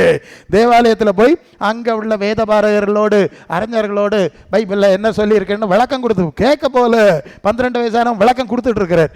அப்படி அங்கேயே உட்காந்துட்டார். இவங்க தேன்குழல் தின்னுக்கிட்டு பண்டிகை கொண்டாட்டத்தில் பயலையும் கவனிக்காமல் வந்தாச்சு.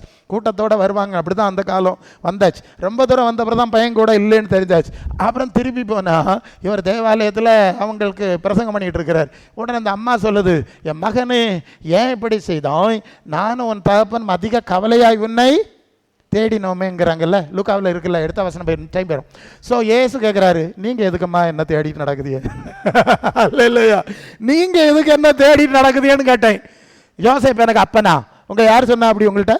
ஆமாம், சம்மனசு தேவதூதன் வந்து சொன்னான், பரலோக ஆவி உண்மையில் நிழலிடும், பரிசுத்த தேவகுமாரன் உனக்கு பறக்க போதே, உன்னதமானவருடைய தேவகுமாரன்னு சொன்னா, நீ யோசேப்புக்கு குமாரன்னு வந்து நிற்கிறா, நீ என்ன முறையில் வந்தா நீ அப்படி அந்த வார்த்தைக்குள்ளே இருக்கிறதெல்லாம் தான். ஏன் நீங்கள் தேடணும்? என் பிதா பரலோகத்தில் இருக்கிறார், அவர் சொல்கிறத நான் செய்யணும், அவருக்கு இடத்துல தான் இருக்கணும், அதுக்கு தான் வந்திருக்கேன். நீங்கள் சொல்கிறத கேட்கறதுக்காக வந்தானா? இல்லையோ. ஸோ அதனால் அந்த அம்மாவுக்கு புரிஞ்சிடுச்சு, இவர்கிட்ட சொல்லி எது வில்லங்கமான குழந்தை தான், வரலாறு வேறு தான், இவர்கிட்ட நம்ம சொல்லி ஒரு காரியமும் நடக்காது. அதனால் என்ன சொன்னாங்க?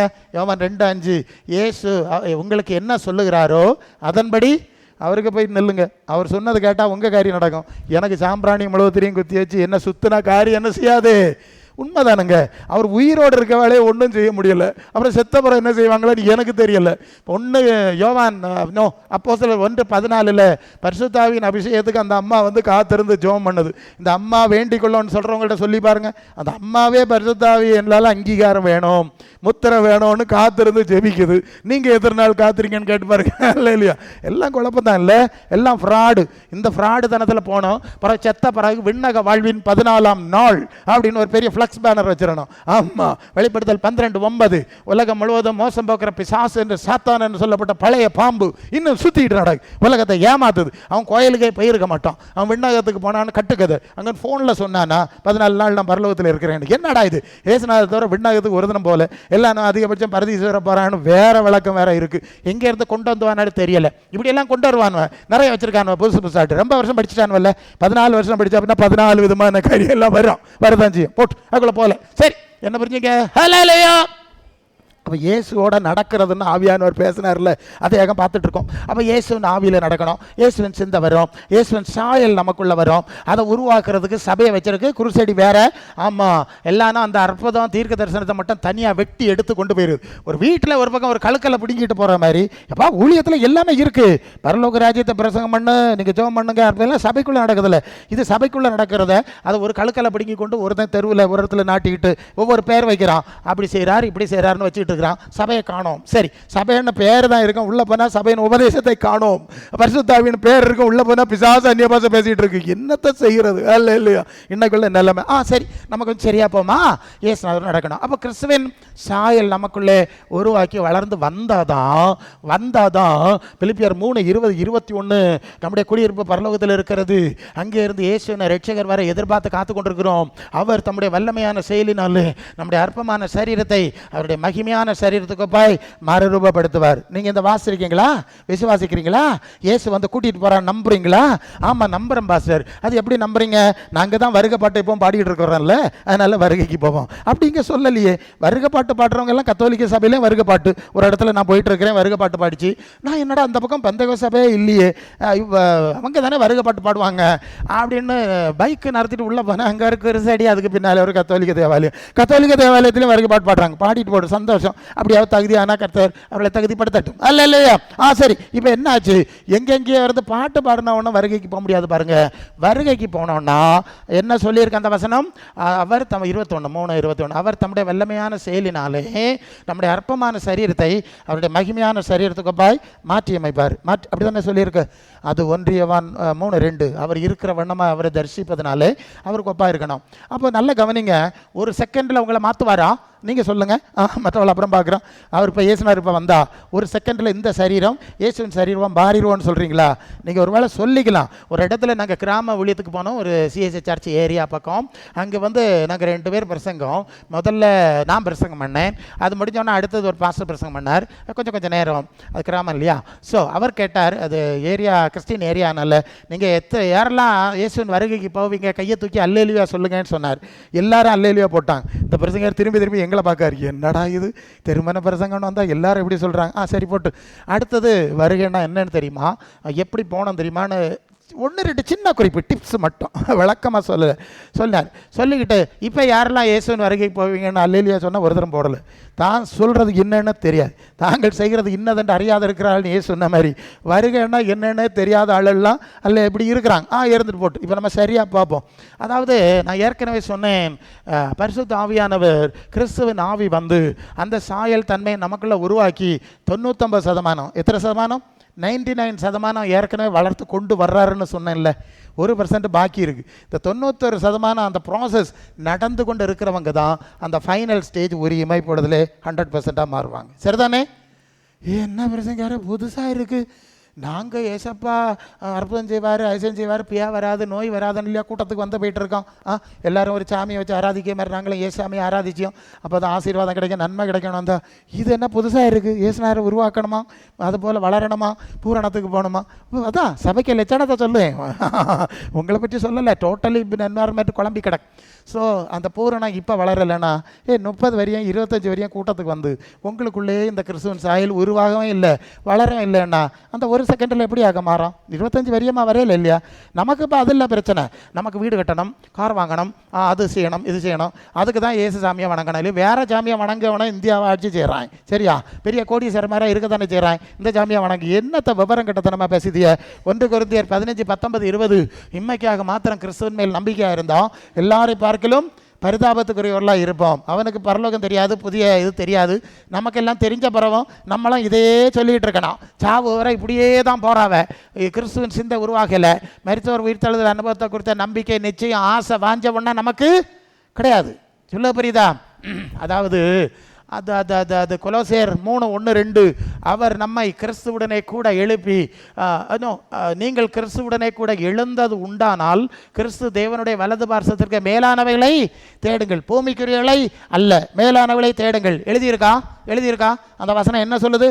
கிறிஸ்துவுடனே கூட எழுந்தது உண்டானால். அது என்னது எழுந்தது உண்டானால்? இது மரித்தோரின் உயிர்த்தெழுதலை குறிக்கிறது இல்லையா? இயேசு வரும்போது மரித்தோர்லேருந்து நம்மளை எழும்புவோம், புதிய சரீரம் அடைவோங்கிறதா நம்முடைய விசுவாசம். அதே காரியத்தை இங்கே பேசுது. நீங்கள் கிறிஸ்துவுடனே கூட எழுந்தது உண்டானால், எழுந்தீர்களா, உயிர்த்தெழுந்தீர்களா? பாஸ்டன்ஸில் கேட்குது, பாஸ்டன்ஸில் கேட்குதுங்க. அதான் பிரச்சனை. என்ன பிரச்சனை? எல்லாம் புதுமையாக பேசிகிட்டு இருக்கிறீரு. ஒன்றும் புதுமை இல்லை, இருக்குது தான் சொல்கிறேன். அது எபேசியர் 2:7 அவர் நம்மை கிறிஸ்துவுடனே கூட எழுப்பி உன்னதங்களில் அவரோடு கூட உட்காரவும் செய்தார். செய்வார்ல, செய்தார். பாஸ்டன்ஸு. என்ன பிரசங்கியாரு? நம்ம உயிரோட எழுப்பியாச்சா? பரலோகத்தில் கொண்டு உட்கார வச்சாச்சா? ஆமாம். இந்த உயிர்த்தெழுதலில் 2 ஸ்டேஜ் இருக்குது. முதல் ஸ்டேஜ் ஆத்மாவின் உயிர்த்தெழுதல், 2ஆம் ஸ்டேஜ் சரீரத்தினுடைய உயிர்த்தெழுதல். ஹல்லேலூயா!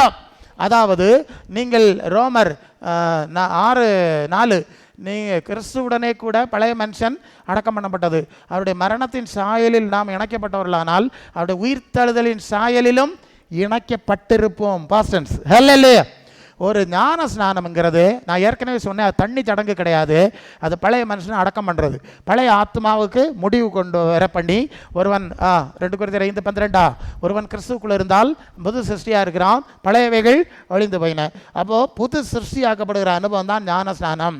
அதாவது இயேசுவின் மரணத்தோடு அடக்கம் பண்ணப்பட்டு இயேசுவின் உயிர்த்தெழுதலின் சாயலில் இணைக்கப்படுகிற அனுபவம். அல்ல? அப்போ ஒரு சரியான ஞானஸ்நான அனுபவத்தின் மூலம் கடந்து போகும்போது ஒரு நபர், ஒரு விசுவாசி ஆத்மாவிலே உயிர்த்தெழுதலை அடைகிறார் என்பது பைபிளுடைய சத்தியம். அதனால தான் நீங்கள் மத்தேயு 6:20-21 பரலோகத்தில் பொக்கிஷத்தை சேர்த்து வைங்க. ஆமாம், உங்கள் பொக்கிஷம் எங்கே இருக்கோ அங்கே இருதயம் இருக்கணும்னு சொல்லியிருக்குல்ல. நம்முடைய மனசு பரலோகத்தில் இருக்கணும். ஹல்லேலூயா!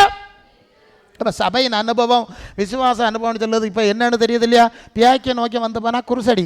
அதான் சொன்னேன். சபைங்கிறது மனசு அங்கே வைக்கிது. அப்போ மனசு அங்கே பரலோகத்தில் இருக்குது, சரீரம் எங்கே இருக்குது?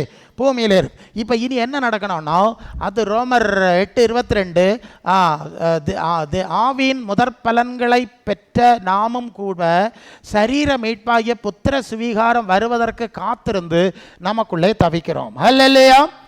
இந்த அழிவுக்குரிய சரீரத்தை தான் இயேசு போல மாறும்படி அல்லது அடக்கம் பண்ணப்பட்டவர்கள் புதிய சரீரத்தை வரும்படி ஒரு சரீர உயிர்த்தெழுதலுக்கு தான் காத்திருக்கிறோம். சரியா? ஆத்மா ஏற்கனவே மனசு பரலோகத்தில் வச்சதுனால அங்கே தான் இருக்குது. அதான் அது ஆழமான ரகசியம். அந்த அனுபவம் வேணுங்க சபைக்கு. இப்போ அது இல்லை. அதான் இயேசுவின் முதல் பிரசங்கம் என்னது? மத்தேயு 4:17 அது முதல் இயேசு மனதை பரலோக ராஜ்யத்துக்கு நேராய் திருப்புங்கள். அந்த செய்தி உங்கள் பக்கத்தில் வந்திருக்கு. பூமியில் உள்ள காரியத்துக்காக திருப்பலை. இயேசுவின் முதல் பிரசங்கமே மேலே, பரம்னா ஹெவன், ஹெவன்லி கிங்டம், மேலே ஒரு ராஜ்யம். அது யோவான் 14:2-3 என் பிதாவின் வீட்டில் அநேக வாசஸ்தலம் இல்லைன்னா சொல்லியிருப்பேன். உங்களுக்கு ஒரு ஸ்தலத்தை அங்கே ஆயத்தம் பண்ணுவேன். அங்கே ஆயத்தம் பண்ணிட்டு நான் வந்து நான் இருக்கிற இடத்துல இருக்கிற வண்ணமாய் உங்களை சேர்த்துடுவேன். இப்போ புரிஞ்சுதா? மேலே ஒரு ராஜ்யம். அதை இப்போ நீங்கள் கொஞ்சம் தெரிஞ்சுக்கிறது நல்லது. இயேசுவோடு நடக்கும்போது இதை நீங்கள் தெரியணும். ஏன்னா இது இயேசுனுடைய முதலாவது பிரசங்கம். என்ன பிரசங்கியாரு? பிறப்பு முதல் சாவு வரைக்கும் எத்தனையோ பிரச்சனை இருக்குது. இந்த பிரச்சனையை தீர்க்கு தான் ஏசப்பா டேடி மம்மின்னு நாங்கள் பாட்டு பாடிக்கிட்டு வந்திருக்கோம். நீர் இப்போ பார்த்தா இயேசுநாதர் இப்போ எடுத்த எடுப்பிலேயே பூமியை பார்க்காத, உலகத்தை பார்க்காத, வானத்துக்கு நேர தலையை உயர்த்து, பரலோக ராஜ்யத்தை தேடு. பரம்னா மேலேன்னு சொல்லிட்டேன் அப்படின்னு ஏன் சொல்லுறாருன்னு ஒரு கேள்வி வந்துட்டு இல்லையா? ஏன்னா 1ஆம் பிரசங்கமாக்கும் அது. சரி, அதை புரியனா? முதலாவது தேவன் மனிதனை படைத்தார், இமேஜ் அண்ட் லைக்னஸ் இல்லையா? சாயலாகவும் ரூபத்தின்படி படைச்சாரா? 1:26-27 அப்போ தேவன் எப்படி இருக்கிறாரோ அதுபோல மனுஷனை படைத்தார். இமேஜ் லைக்னஸ் அவரை போல படைத்தார். அதாவது ஆவியாக இருக்கிற தேவன் தனக்குள்ள இருந்த வார்த்தையை வெளியே ரூபத்தில் கொண்டு வந்தார். குமாரனை பரலோகத்தில் படைத்தார். தேவ தூதரோட மேலா படைத்தார். அது பைபிள் ஸ்டடி ஆழமாயிரும். அதெல்லாம் முதல்ல உலகம் படைக்கப்படுறதுக்கு முன்ன ஆவியாகிய தேவன் இருந்தார், அவருக்குள் வார்த்தை இருந்தார். அவருடைய ஆமேன், தேவனுடைய சிருஷ்டியின் ஆதியாக இருக்கிற ஆமேன் என்கிறவர் சொல்லுகிறதாவது அப்படின்ட்டு ஆண்டவர் வெளிப்படுத்தின விசேஷத்தில் சொல்லுவார். குமாரனை படைத்தார். அதன் பிறகுதான் தேவதூதரை படைத்தார். அந்த குமாரனை கொண்டு சகலத்தையும் படைத்தார். ஹல்லேலூயா! அப்போ அந்த இமேஜ், அந்த ரூபம் எப்படி வந்தோன்னா, ஆவியாகிய தேவனுக்கு ரூபம் இல்லை, அவர் தியோ, அந்த குரியோஸ்ன்னு சொல்கிறவருக்கு ரூபம் இருந்தது. அந்த ரூபம் குமாரன், அந்த குமாரன் பேர். அந்த ரூபத்தினால தான், வடிவத்தில் தான் ஆதமை படைத்தார். அவரிடத்துல பேசும்படி வந்தார் என்பது ஆழமான செய்தி. சரி, இப்போ குமாரனை போல படைக்கப்பட்டான் மனிதன், நல்லதென்று கண்டார். அப்படின்னா அவன் அன்னைக்கு எப்படி இருந்தான் தெரியுமா? கவனிக்கிறீங்களா? ஹல்லேலூயா! எப்படி இருந்தான் தெரியுமா? முதலாவது தேவன் இருக்கிற வண்ணமாய் அல்லது தேவகுமாரன் இருந்த வண்ணமாய் அவர் இருக்கிற வண்ணமாய் அவன் இருந்தான். எப்படி இருந்தான்? அது 1 கொரிந்தியர் 6:16 ஒருவராய் சாவாமல் உள்ளவர் சேரக்கூடாது ஒளியில் வாசம் பண்ணுகிற தேவன். அப்போ தேவனுக்கு சாவு கிடையாது. அப்போ தேவ சாயலில் படைக்கப்பட்ட ஆதாம் ஏவாளுக்கு சாவு கிடையாது. சரிதானே? சரிதானே? 2வது சங்கீதம் 104:2 தேவன் ஒளியை வஸ்திரமாய் உடையாய் அணிந்திருக்கிறபடினாலே அந்த உடையை தன்னுடைய பிள்ளைகளுக்கு கொடுத்தார். அதனால தான் சங்கீதம் 8:5 தேவ தூதரிலும் மனுஷனை சற்று சிறியவனாக்கி மகிமையினாலும் கனத்தினாலும் அவனை முடிசூட்டினார். அப்போ தேவன் தம்முடைய மகிமை குளோரி பிரகாசம் உடையை ஒளி உடையை ஆதாம் ஏவாளுக்கு கொடுத்தார். ஹல்லேலூயா! 2 ஒளி உடைய கொடுத்தாரா? 2வது என்ன கொடுத்தார்?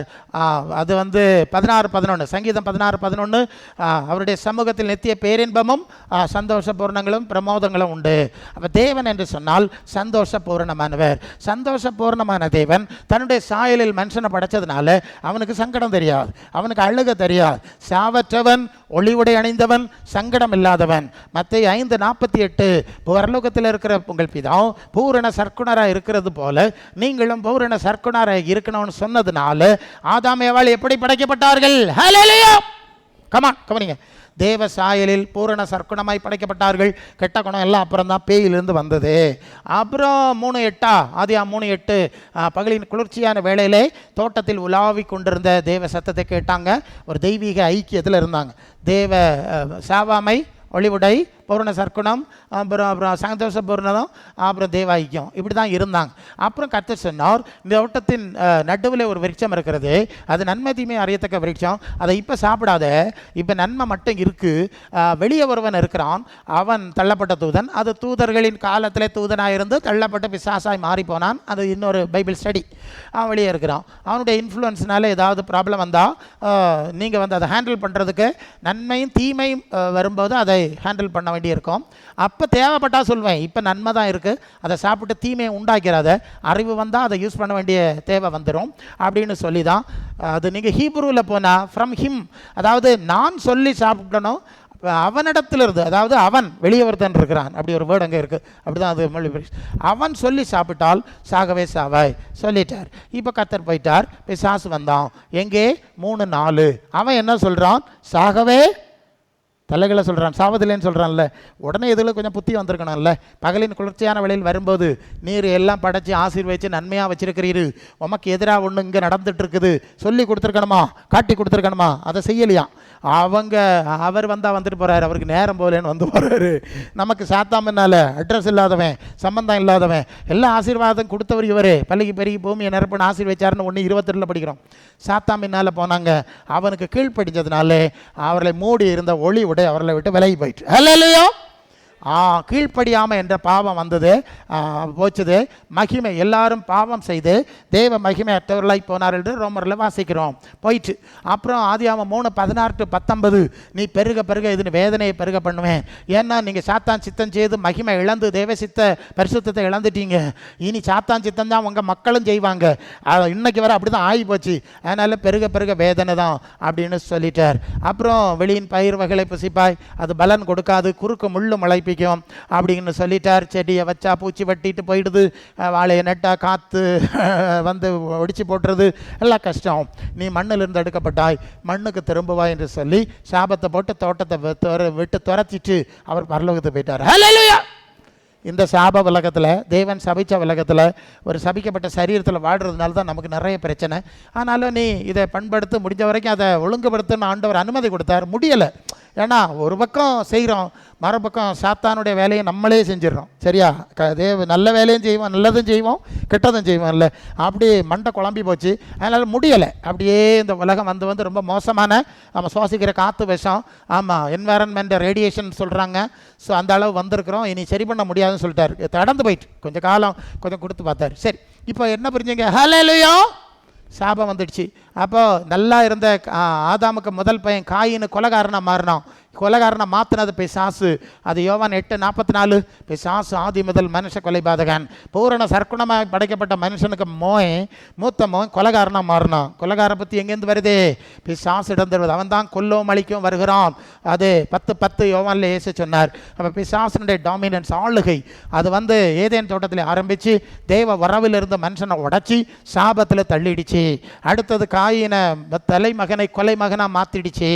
அப்புறம் நீங்கள் வந்து 6:5 ஆதியாகமம் 6:5 மனுஷருடைய நினைவுகளின் தோற்றாலாம் நித்தம் பொல்லாததாக இருக்கிறது என்று கர்த்தர் கண்டு தான் மனுஷனை உண்டு பண்ணதுக்காக மனஸ்தாபப்பட்டார். இந்த பிள்ளைகளை பெற்றுட்டமேன்னு சொல்லி பெற்றோர் தலையில் அடிக்கிற மாதிரி அவருக்கு ஆகி போச்சு. இருக்கிறது தான் நாங்கள் சொல்கிறேன். அம்மா படைச்சிட்டோமே, இந்த அளவு போயிடுச்சு. ஸோ எல்லாம் பேய். நோவாவை தவிர எல்லாம் பேய். எல்லாரும் பேயின் பிடியில் வந்தார்கள். அதான் 2 Corinthians 2 தீமோத்தேயு 2:26 பிசாசானவனுடைய இச்சையின்படி செய்ய அவனால் பிடிக்கப்பட்டிருக்காங்கன்னு சொல்லி வசனம் படித்தான்ல, அதுதான் எல்லாம் பேயின் பிடியில் சிக்கிடுச்சு. ஸோ ஒன்றும் இல்லை. அப்புறம் ஒருத்தனும் கீழ்ப்படியல்ல. ஆபிரகாமை கர்த்தர் கூப்பிட்டார், நான் காட்டுகிற தேசத்துக்கு போ. அவன் கீழ்ப்படிந்து தான் போகும் இடம் என்னதென்று அறியாமல் பரப்பட்டு போனான். கர்த்தர் சொன்னார், நீ எனக்கு கீழ்ப்படிஞ்சபடினால ஆதாமுக்கு பதிலாக ஒன்று ஆசீர்வதிக்க போகிறேன், உன் வம்சத்தை ஆசீர்வதிப்பேன். சாபம் போட்டுட்டேன் ஒரு பக்கம், இருந்தாலும் ஒரு குறிப்பிட்ட அளவு பூமியின் மேலான நிலையில் உங்களை வைப்பேன் என்று சொல்லி அந்த ஆபிரகாமின் சந்ததியை ஒரு நிமித்தம் பூமியை ஆசீர்வதிப்பேன் இன்னொரு வாக்குத்தத்தத்தை கொடுக்கிறார். ரெண்டாவது சான்ஸ் ஹியூமனிட்டி, மனுக்குலத்துக்கு 2வது சான்ஸ் கொடுக்கப்படுது. இதைத்தான் நீங்கள் லேவியர் 20:26 நான் பரிசுத்தராக இருக்கிறேன், நீங்கள் எனக்கேற்ற பரிசுத்தராக இருக்கும்படி உங்களை மற்ற ஜனங்களை விட்டு என்னுடையவர்களாக இருக்கும்படி, மை ஓன் பீப்புள், ஒருத்தரும் கிடையாது, நீங்களாவது என் சொந்த பிள்ளைகளாக இருக்கும்படி நான் பிரித்தெடுத்தேன் என்று சொல்லுவார். அவங்க என்ன செஞ்சாங்கன்னு கேட்டால், யாத்திராகமம் 32:4 ஒரு கண்ணுக்குட்டி உண்டு பண்ணி எகிப்திலிருந்து நம்மை நடத்தி கொண்டு வந்த தெய்வங்கள் இந்த கண்ணுக்குட்டி தான் சொல்லி விக்கிரகாராதனை செஞ்சுட்டாங்க.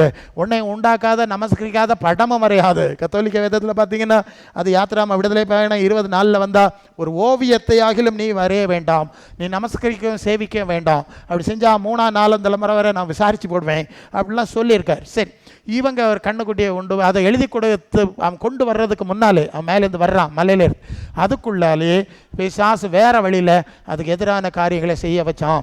அப்போ கர்த்தர் கோபம் அடைஞ்சார். இவ்வளோ அற்புதம் செஞ்சு செங்கடல் வழியாக ரோடு போட்டு கொண்டு வந்தோம், எல்லாம் கண்ணுக்குட்டின்னு முடிச்சிட்டிங்களாடா மாப்பாவிகளா அப்படின்னு சொன்னார். இது மாதிரி அவங்க 10 தரம் பரீட்சை பார்த்தாரு. என்னாகம புஸ்தகத்தில் நான் வாசிக்கிறோம், அவர்கள் இது மாதிரி எத்தனை தடவை, ஏறக்குறைய 14ஆம் அதிகாரத்தில் நீங்கள் எண்ணாகமத்தில் படித்தா 10 தரம் 22 23 அப்படின்னு வசனத்தில் போனோம். 10 தரம் பரீட்சை பார்த்தாங்க. கர்த்தர் சொன்னார், 10 தரம் பரீட்சை பார்த்த ஒரு தரையும் அவர்களுக்கு கொடுக்கிற ஆசீர்வாதம் கொடுக்க மாட்டேன். அதாவது உபாகமம் 28ஆம் அதிகாரம் முதல் 14 வசனத்தில் பூமியின் உயர்ந்த ஸ்தானத்தில் மேலான நிலையில் உங்களை வைப்பேன் வாக்குத்தத்தம் கொடுத்திருந்தார். இப்ப கர்த்தர் சொல்றார், அந்த வாக்குத்தத்தத்தை நான் கொடுக்க மாட்டேன், ரத்து செய்கிறேன். ஹல்லேலூயா. முதலாவது நீங்க நல்ல கவனிக்கணும். ஹல்லேலூயா. ஆதியாகமம் 1:28 பல்லுகி பெருகி பூமியை நிரப்புங்கள்னு ஆசீர்வதித்ததும் தேவனுடைய வாய் தான். அடுத்தது ஆதியாகமம் 3:16 நீங்கள் பெருகும்போது வேதனையை உண்டாக்குவேன், நீ மண்ணில் தடுக்கப்பட்டாய் மண்ணுக்கு திரும்புவாய்ன்னு சொன்னதான் அதே தேவனுடைய வாய் தான். அடுத்தது ஆபிரகாமிட்ட உங்களை நான் ஆபிரகாமின் பிள்ளைகள் உங்களை நான் மேன்மையாக வைப்பேன் அவர்களுக்கு சொன்னதான் அதே தேவனாகிய கர்த்தர் தான். அப்புறம் இது ஒன்றும் தரமாட்டேன், உங்களை வனாந்தரத்தில் அழிச்சு போடுவேன்னு சொன்னதான் அதே தேவன் தான். நல்ல இல்லை, எல்லாத்துக்கும் நியமம் இருக்குங்க. ஒரு வாக்குத்தத்தம் கிடைச்சோன்னு அப்படியே நடந்துறோன்னு சொல்லாத. நான் கட்டுவேன் நாட்டுவேன் என்றெல்லாம் ஜாதிகளை குறித்து சொல்லுவேன், அவர்கள் என்னுடைய கட்டளைகளை உடன்படிக்கை மீறிட்டா நானும் மீறிடுவேன். சரியா? எரேமியாவில் வசனம் இருக்குது. அப்போ நம்ம யோக்கியமாக நடந்துக்கணும். சரி, இப்போது சொல்லிட்டார் தரமாட்டேன், வனாந்திரத்தில் அவர்கள் எல்லாரையும் அழித்து போட்டார். அப்புறம் 20 வயசுக்கு கீழே உள்ளவங்க அந்த கானானுக்குள்ளே பிரவேசிக்கிறார்கள். யோசுவா காலேப் 2 பேரும் வேறு ஆவிய உடையவர்களாக இருந்ததுனால அவர்களும் கானானுக்குள்ளே போகிறாங்க. இவங்க என்ன செஞ்சாங்கன்னா சீலோ என்கிற இடத்துல வந்து ஒரு ஆசரிப்பு கூடாரத்தை வச்சாங்க. அங்கே ஒரு விக்கிரகத்தை கொண்டு வச்சாங்க. அது அங்கே இருக்கிறது வசனங்கள் சாமுவேல் புத்தகத்தில் இன்றைக்கி படிக்கணும். சீலோவில் ஒரு விக்கிரகம் இருந்தது, ஒரு ஆசாரியம் வீட்டில் வச்சுருந்தான், அதை எடுத்துக்கொண்டு சீலோவில் வச்சுட்டானுவேன். அடுத்தது நிறைய அக்கிரமம் செஞ்சாங்க. கர்த்தர் பார்த்தார், அந்த ஆசரிப்பு கூடாரத்தையும் அவர் அழித்து போட்டார் என்று சொல்லி அது எரேமியா 7ஆம் அதிகாரமாக நீங்கள் வாசிக்கும்போது முன்பு சீலோவுக்கு செய்தது போல் நான் உங்களுக்கு செய்வேன் என்று சொல்லி அங்கே செஞ்சிட்டார். அதுக்கப்புறம் அவங்க வந்து எருசலேமில் தேவாலயம் கட்டுறாங்க. தேவாலயம் கட்டும்போது அந்த தேவாலயத்தில் நீங்கள் எசேக்கியேல் 8ஆம் அதிகாரம் அதிகாரம் 5ஆம் வசனத்தில் வந்தா, தேவாலயத்திலேயே வடக்கு பக்கத்தில் அவன் வந்து ஒரு அந்த வாசல் நடையிலே எரிச்சல் விட்டுக்கிற விக்கிரகத்தை வச்சாங்க. அதை பார்த்துட்டு தான் உள்ளே போனோங்கிற மாதிரி ஒரு செட்டப் செஞ்சுட்டாங்க. அது எசேக்கியேல் 8:5 இருக்குது, வேறு வசனங்களே இருக்கிறது. இப்படி எருசலேம் தேவாலயத்துக்குள்ளே விக்கிரகங்களை வச்சதுனால கர்த்தர் எச்சரித்து பார்த்தார். எரேமியாவை கொண்டு எச்சரித்தார், ஒன்றும் கேட்கல. எசேக்கியேலை கொண்டு எல்லாம் எச்சரித்தார். அப்புறம் நீங்கள் எரேமியா 52:12 தானே, அங்கே வரும்போது எருசலேம் தேவாலயத்தையும் மற்ற பிரதானிகளுடைய அரண்மனைகளையும் நேபுகாத்நேச்சருடைய ஸ்தானாபதி நபுசராதான் வந்து தீக்கொளுத்தி உடச்சி அழிச்சு போட்டான். அல்லேலூயா. சரி, இப்போது ஏசாயா 65:17 இதோ நான் புதிய வானத்தையும் புதிய பூமியும் சிருஷ்டிக்கிறேன், முந்தின வெளியில் நினைக்கப்படுவதில்லை, அது மனசில் தோன்றதில்லைன்னு ஒரு காரியத்தையும் ஏசாயா மூலம் ஏற்கனவே சொல்லிட்டார். எல்லாம் அந்த வரிசையில் தான் வருது. அல்லேலூயா. நல்ல கவனிங்க. இப்போ என்ன புரிஞ்சுங்க? இந்த உலகம் சபிக்கப்பட்டது, சாத்தானுடைய ஆளுகைக்கு உட்பட்டது. அதான் நான் வசனம் சொல்லிட்டேன், உலகம் முழுவதும் எனக்கு ஒப்புவிக்கப்பட்டிருக்கிறது. காரணம், நீர் தான் வேண்டான்னு போட்டாதில்ல. ஒரு ஆதாம் என் பக்கம் வந்துட்டான், அவனுடைய வம்சம் வந்துட்டு இஸ்ரவேலர்கள் வந்துட்டாங்க. நீரும் மேலே பொறுக்க முடியாமல் வேண்டான்னு தூர போட்டாச்சு. இப்போ நான் தான் முழுசாக வச்சுருக்கேன் என் பிறப்பில் இருக்கு. அதனால தான் 2 பேதுரு 3:7-13 இப்போ இருக்கிற வானம் பூமி அந்த வார்த்தையினாலே அக்கினிக்கு எரியா வச்சிருக்கு. பஞ்சபூதங்களில் வெந்து உருகி போயிடும். இந்த வேண்டாத பொருட்கள்லாம் ஒதுக்கி வச்சு மண்ணெண்ணெய் ஊற்றி தீ கொடுக்குறோம்ல, இது மாதிரி தீ குளத்தை வச்சுருக்கு. அதுக்கு அட்டாமிக் ஃபியல், அணு எரிபொருளெல்லாம் ரெடி ஆயாச்சு. சரியா? அந்த உலகத்தை கொளுத்தணும்னா அதுக்கு பவர்ஃபுல்லான ஃபியூல் வேணும்ல, அதெல்லாம் ரெடி பண்ணி வச்சுருக்காங்க. டேய் நான் அங்கே போடுவேங்கிறான், அவன் சொல்லுவான் நான் இங்கே தங்க போடுவேன். 2 பயவெல்லாம் சாப்பிட்றான் கடைசியில். சரி, இதெல்லாம் நடந்துட்டு இருக்குது. 13ஆம் வசனத்தில் தேவனுடைய நீதி வாசமாக இருக்கும், புதிய வானங்களும் புதிய பூமியும் உண்டாகும் என்று காத்திருக்கிறோம். அல்ல இல்லையே? பரலோக ராஜ்யம்னா புரிஞ்சிடல? ஒரு புதிய ராஜ்யத்தை ஆண்டவர் உண்டு பண்ணதை பற்றி தான் சுவிசேஷம். பழைய ராஜ்யத்தை பற்றி பேசலை, அது முடிஞ்சு போச்சு. சரி, அப்புறம் அது வெளிப்படுத்தல 21:1 புதிய வானம் புதிய பூமி உண்டாயிற்று, பழசு இருந்த இடம் காணலை இல்லையா? சரி, காணவில்லை. 2ஆம் வசனத்தில் புதிய எருசலேம் ஆகிய மகிமையான பட்டணம் ஒன்று அங்கே இறங்கி வருகிறது. 3ஆம் வசனத்திலே தேவனும் தேவ பிள்ளைகளும் ஐக்கியத்தில் இருக்கிறாங்க. பரலோகத்தில் ஒரு சத்தம், தேவ மனுஷர் மத்தியில் தேவனுடைய வாசஸ்தலம் இருக்கிறது. அவர்கள் அப்பனும் மக்களும் போல ஐக்கியத்தில் இருப்பாங்க. அந்த ஏதேன் தோட்டத்து உறவு மீண்டும் வருகிறது. 4ஆம் வசனத்தில் அவருடைய கண்ணீர் யாவையும் தொடச்சிருவார், இனி துக்கம் இல்லை, அலறுதல் இல்லை, மரணம் இல்லை, நான் எல்லாத்தையும் புதுசாகிறேன். அல்லேலூயா. உன் துக்க நாட்கள் முடிந்து போகும்னு வாக்குத்தத்தம் இருக்குதுங்க. அந்த வாக்குத்தத்தம் முழுசாக நிறைவேறது பரலோகத்தில் தான் நிறைவேறணும். வேறு யாரும் டிஸ்ட் பண்ணிடுறாங்க, அதையும் சாசு திருத்துறான். ஏன்னா வேத புரட்டன் இல்லை. இயேசுநாதர்கிட்ட சொன்ன நீ உங்களுடைய பாதம் கல்லில் இடராதபடி ஏந்தி கொண்டு போவார்கள் என்று 91ஆம் சங்கீதமாக அங்கே இருக்குல்ல, அங்கே இருக்கிறது. அதனால் நீர் குதியும்னு ஒரு பொய் சொன்னான்ல, வசனம் சொல்லுறது ஒன்று, இவன் அதை ட்விஸ்ட் பண்ணி பேசுவான். அது மாதிரி தான் துக்க நாட்கள் முடிந்து போகணும்னு சொல்லி இருக்கிறது உண்மை. அது முழுசாக முடியணும்னா பரலோகத்துக்கு போய் தான் முடியுங்கிறதும் இந்த பைபிளில் சொல்லியிருக்கு. ஆனால் என்ன செய்கிறாங்க? அதை வசமாக ட்விஸ்ட் பண்ணி இங்கேயே இருந்துடலாம், இங்கேயே பரலோகம் எல்லாம் பூமியில் தான் இருக்குது என்கிற மாதிரி கள்ளத்தனமாக பேசுகிறாங்க. அந்த வேத புரட்டு ஆவி அன்னைக்கு என்ன செஞ்சதோ அதே காரியத்தை தான் இங்கே அது 91:11 இல்லையா? வழிகளில் காக்கும்படி தூதர்களுக்கு கட்டளையிடுவார். வழிகளில் காக்கும்படி, வழின்னா போகிற வர வழியில் நடக்கும். நீ மேலே போய் கிணத்துல குதிச்சாவுன்னா அவர் வரமாட்டார். சரிதானே? இப்போ லேசாக ட்விஸ்ட் பண்ணுறான். நீ தேவகுமாரன் தானே, எங்கே குதிச்சாலும் அவர் வருவாருங்கிறான். ஏசுநாதர்கிட்டே படம் காட்டினவன் வேத புரட்டு செஞ்சவன் நம்ம விடுவானா? அதான் வேத புரட்டுக்களை தந்திரமாய் நுழைய பண்ணுவார்கள், கள்ள தீர்க்கதரிசிகள் மாதிரி கள்ள போதர்கள் இருப்பார்கள்னு பேதுரு ஏற்கனவே சொல்லியிருக்காருங்க. அதில் எங்களுக்கு தெரியும். சரி, இப்படி எல்லாம் துக்க நாட்கள் முடிஞ்சுப்போம். அது பரலோகத்தில் போனதான் முடியும், எங்கே முடியாது பார்த்துக்க, மாறி மாறி வரும். இது தேவ சாபம், அதுக்கு ஏற்பாடு கிடையாது, வாய்ப்பு கிடையாது. இங்கே சாத்தானுக்கு கொடுத்துருக்கு. அதனால் சாத்தான் சிங்காசனம் குடியிருக்கிற இடத்துல இருந்துட்டு துக்க நாட்கள் முடியும்னா நடக்காதுங்க, அங்கே போகணும். அப்போ பரலோகத்தில் மனசை வைக்கணும். இப்போ புரிஞ்சில்ல உங்களுக்கு? ஹல்லேலூயா. வெளிப்படுத்தல் 22:3 ஆட்டுக்குட்டியாருடைய சிங்காசனம் அங்கே இருக்கும். அங்கே ஒரு சாபம், இனி ஒரு சாபம் வராது. இங்கே சாபம் இருக்கு, கண்ணீர் இருக்கு. அப்போ இந்த பரலோக ராஜ்யத்துக்கு நாம் போக வேண்டும். அல்ல, இந்த அனுபவத்துக்கு வேணும். இன்னொன்று, புதிய சரீரம் உங்களுக்கு தெரியும். மரித்தோர் உயிர்த்தெழுதல் அடைய பாத்திரவான்களாக எண்ணப்படுகிறவர்கள் தேவனுக்கு பிள்ளைகளாக இருப்பாங்க. லூக்கா 20:36 இயேசுவை போல இருப்போம். புதிய சரீரம் கொடுக்குறார். அப்புறம் வெளிப்படுத்தல் 3:5 ஜெயம் கொள்ளுகிறவனுக்கு வெண் வஸ்திரம் தரிப்பிக்கப்படும். முதலாவது ஒளி உடை கொடுக்கப்பட்டிருந்தது இல்லையா ஆதாம் ஏவாளுக்கு, அதை இழந்துட்டாங்க இல்லையா, அந்த மகிமை திருப்பி கொடுக்கப்படுகிறது. அது 1 கொரிந்தியர் 15:41-42. சூரியனுடைய மகிமை வேறு, சந்திரனுடைய மகிமை வேறு, நட்சத்திரங்களுடைய மகிமை வேறு, வித்தியாசமான பிரகாசத்தில் இருக்க மாதிரி மரித்தோர் உயிர் தழுதல் அப்படி இருக்கும். சிலர் சூரியனை மாதிரி மின்னுவார்கள், சிலர் சந்திரனை மாதிரி மின்னுவார்கள், அப்புறம் டியூப்லைட் மாதிரி மின்னுவார்கள், நிறைய பேர் மண்ணெண்ண வழக்கு மெழுகுத்திரி மாதிரி மின்னுவார்கள், அவர்களுடைய தகுதி கர்ப்பம் மின்னுவார்கள் அல்ல. ஆமாம், அது வெளிப்படுத்தல் 19:8. சுத்தம் பிரகாசம் உள்ள மெல்லிய வஸ்திரம் தரித்துக் கொள்ளும்படி பரிசுத்தவான்களை அளிக்கப்பட்டது, அது பரிசுத்தவான்களுடைய நீதிகளேன்னு எழுதியிருக்கு. இங்கே மின்னுக்கு நம்ம மின்னல்கள் நட்சத்திரம் எல்லாம் கெட்டுகிறோம். இது மண்ணில் வைக்கிற நட்சத்திரம், இது இந்த பிரகாசம் அங்கே வராது. அது உள்ளான மனுஷன் ஆத்மாவனுடைய பிரகாசம். உன்னில் உள்ள வெளிச்சம் இருளாகாதபடி எச்சரிக்கையாயிரு. உன் குணமே தேவனுக்கு முன்பாய் அலங்காரமாக இருக்கணும். அது மகிமையாக இருக்கிறது. நம்முடைய குணங்கள், கிரியைகள், கனிகள், அதுதான் மகிமையாய் வெளிப்படும். அல்லேலூயா. சரி, இப்படிப்பட்ட பரலோகம் கிடைக்கணும்னா இங்கே இருக்கும்போதே கிறிஸ்துவின் சாயல் தன்மையில வளரணும். அவர் நீதியின் சூரியனாக இருக்கிறார், அதுபோல நாம் மகிமையை அடைய முடியும். வெளிப்படுத்தல் 3:21. நான் ஜெயம் கொண்ட பிதாவாகிய தேவனை சிங்காசனத்தில் வீற்றிருக்கிறது போல ஜெயம் கொள்ளுகிறவனை என்னோடு கூட உட்கார பண்ணுவேன். பேய்க்கு நோக்கி ஓடிட்டு நடந்த ஆளால் உட்கார பண்ண மாட்டேன். ஒரு பூமியின் உயர்ந்த ஸ்தானத்தில் ஏறதுக்கு ஓடின ஆளுகளுக்கெல்லாம் உன்னதங்களின் உயரம் கிடையாது. இப்போ புரியுதானே சொல்லுது? அது வேற அனுபவம். வெளிப்படுத்தல் 2:10. மரண பரியந்த உண்மையா இரு, ஜீவ கிரீடத்தை உனக்கு தருவேன். உலகத்துக்கு பின்னால போனா மலர் வளையம் கிடைக்கும், ரீத்து கிடைக்கும். ஆண்டவருக்கு பின்னால போனா ஜீவ கிரீடம் கிடைக்கும். இல்லையா? உங்களுக்கு எது வேணும்? ஒரு இடத்துல நான் பிரசங்கம் பண்ணுவேன், வீட்டுக்கூட்ட மாசத்துக்கு ஒருக்கா என்ன பாஸ்டர் கூட்டி போவார். அவர் ஜெபம் பண்ணுவார், நான் சுவிசேஷம் பேசுவேன். அடிக்கடி பேசும்போது உங்களுக்கு ஜீவ கிரீடம் வேண்டுமா இல்லை மலர் வளையம் போதுமா, இங்கேயே தீர்மானிக்க வேண்டும். செத்தப்புறம் வைக்கிறதில்லை, இங்க உலகத்தில் இருக்கும்போதே தீர்மானிக்கணுமா இந்த ஆளுக்கு ஜீவன் கொடுக்கணுமா வேண்டாமா. இங்கெல்லாம் செத்தப்புறம் வைக்கிறான், அங்க சாப்பிட்றதுக்கு முன்னாலே அங்க எழுதிடும் அந்த ஆளுக்கு இந்த பிரகாசம் உள்ள கிரீடம் கொடுக்கணும், நீதியின் கிரீடம், மகிமையின் கிரீடம். ஓகே, அப்போ நீங்கள் அப்படி வாழணும். கொஞ்ச நாள் கழிஞ்சுது, அப்புறம் அங்கே போகல, எனக்கு கூப்பிடலை. பின்னும் மாதங்கள்லாம் கழிச்சு 1 வருஷத்துக்கு மேலே ஆகிடுச்சு.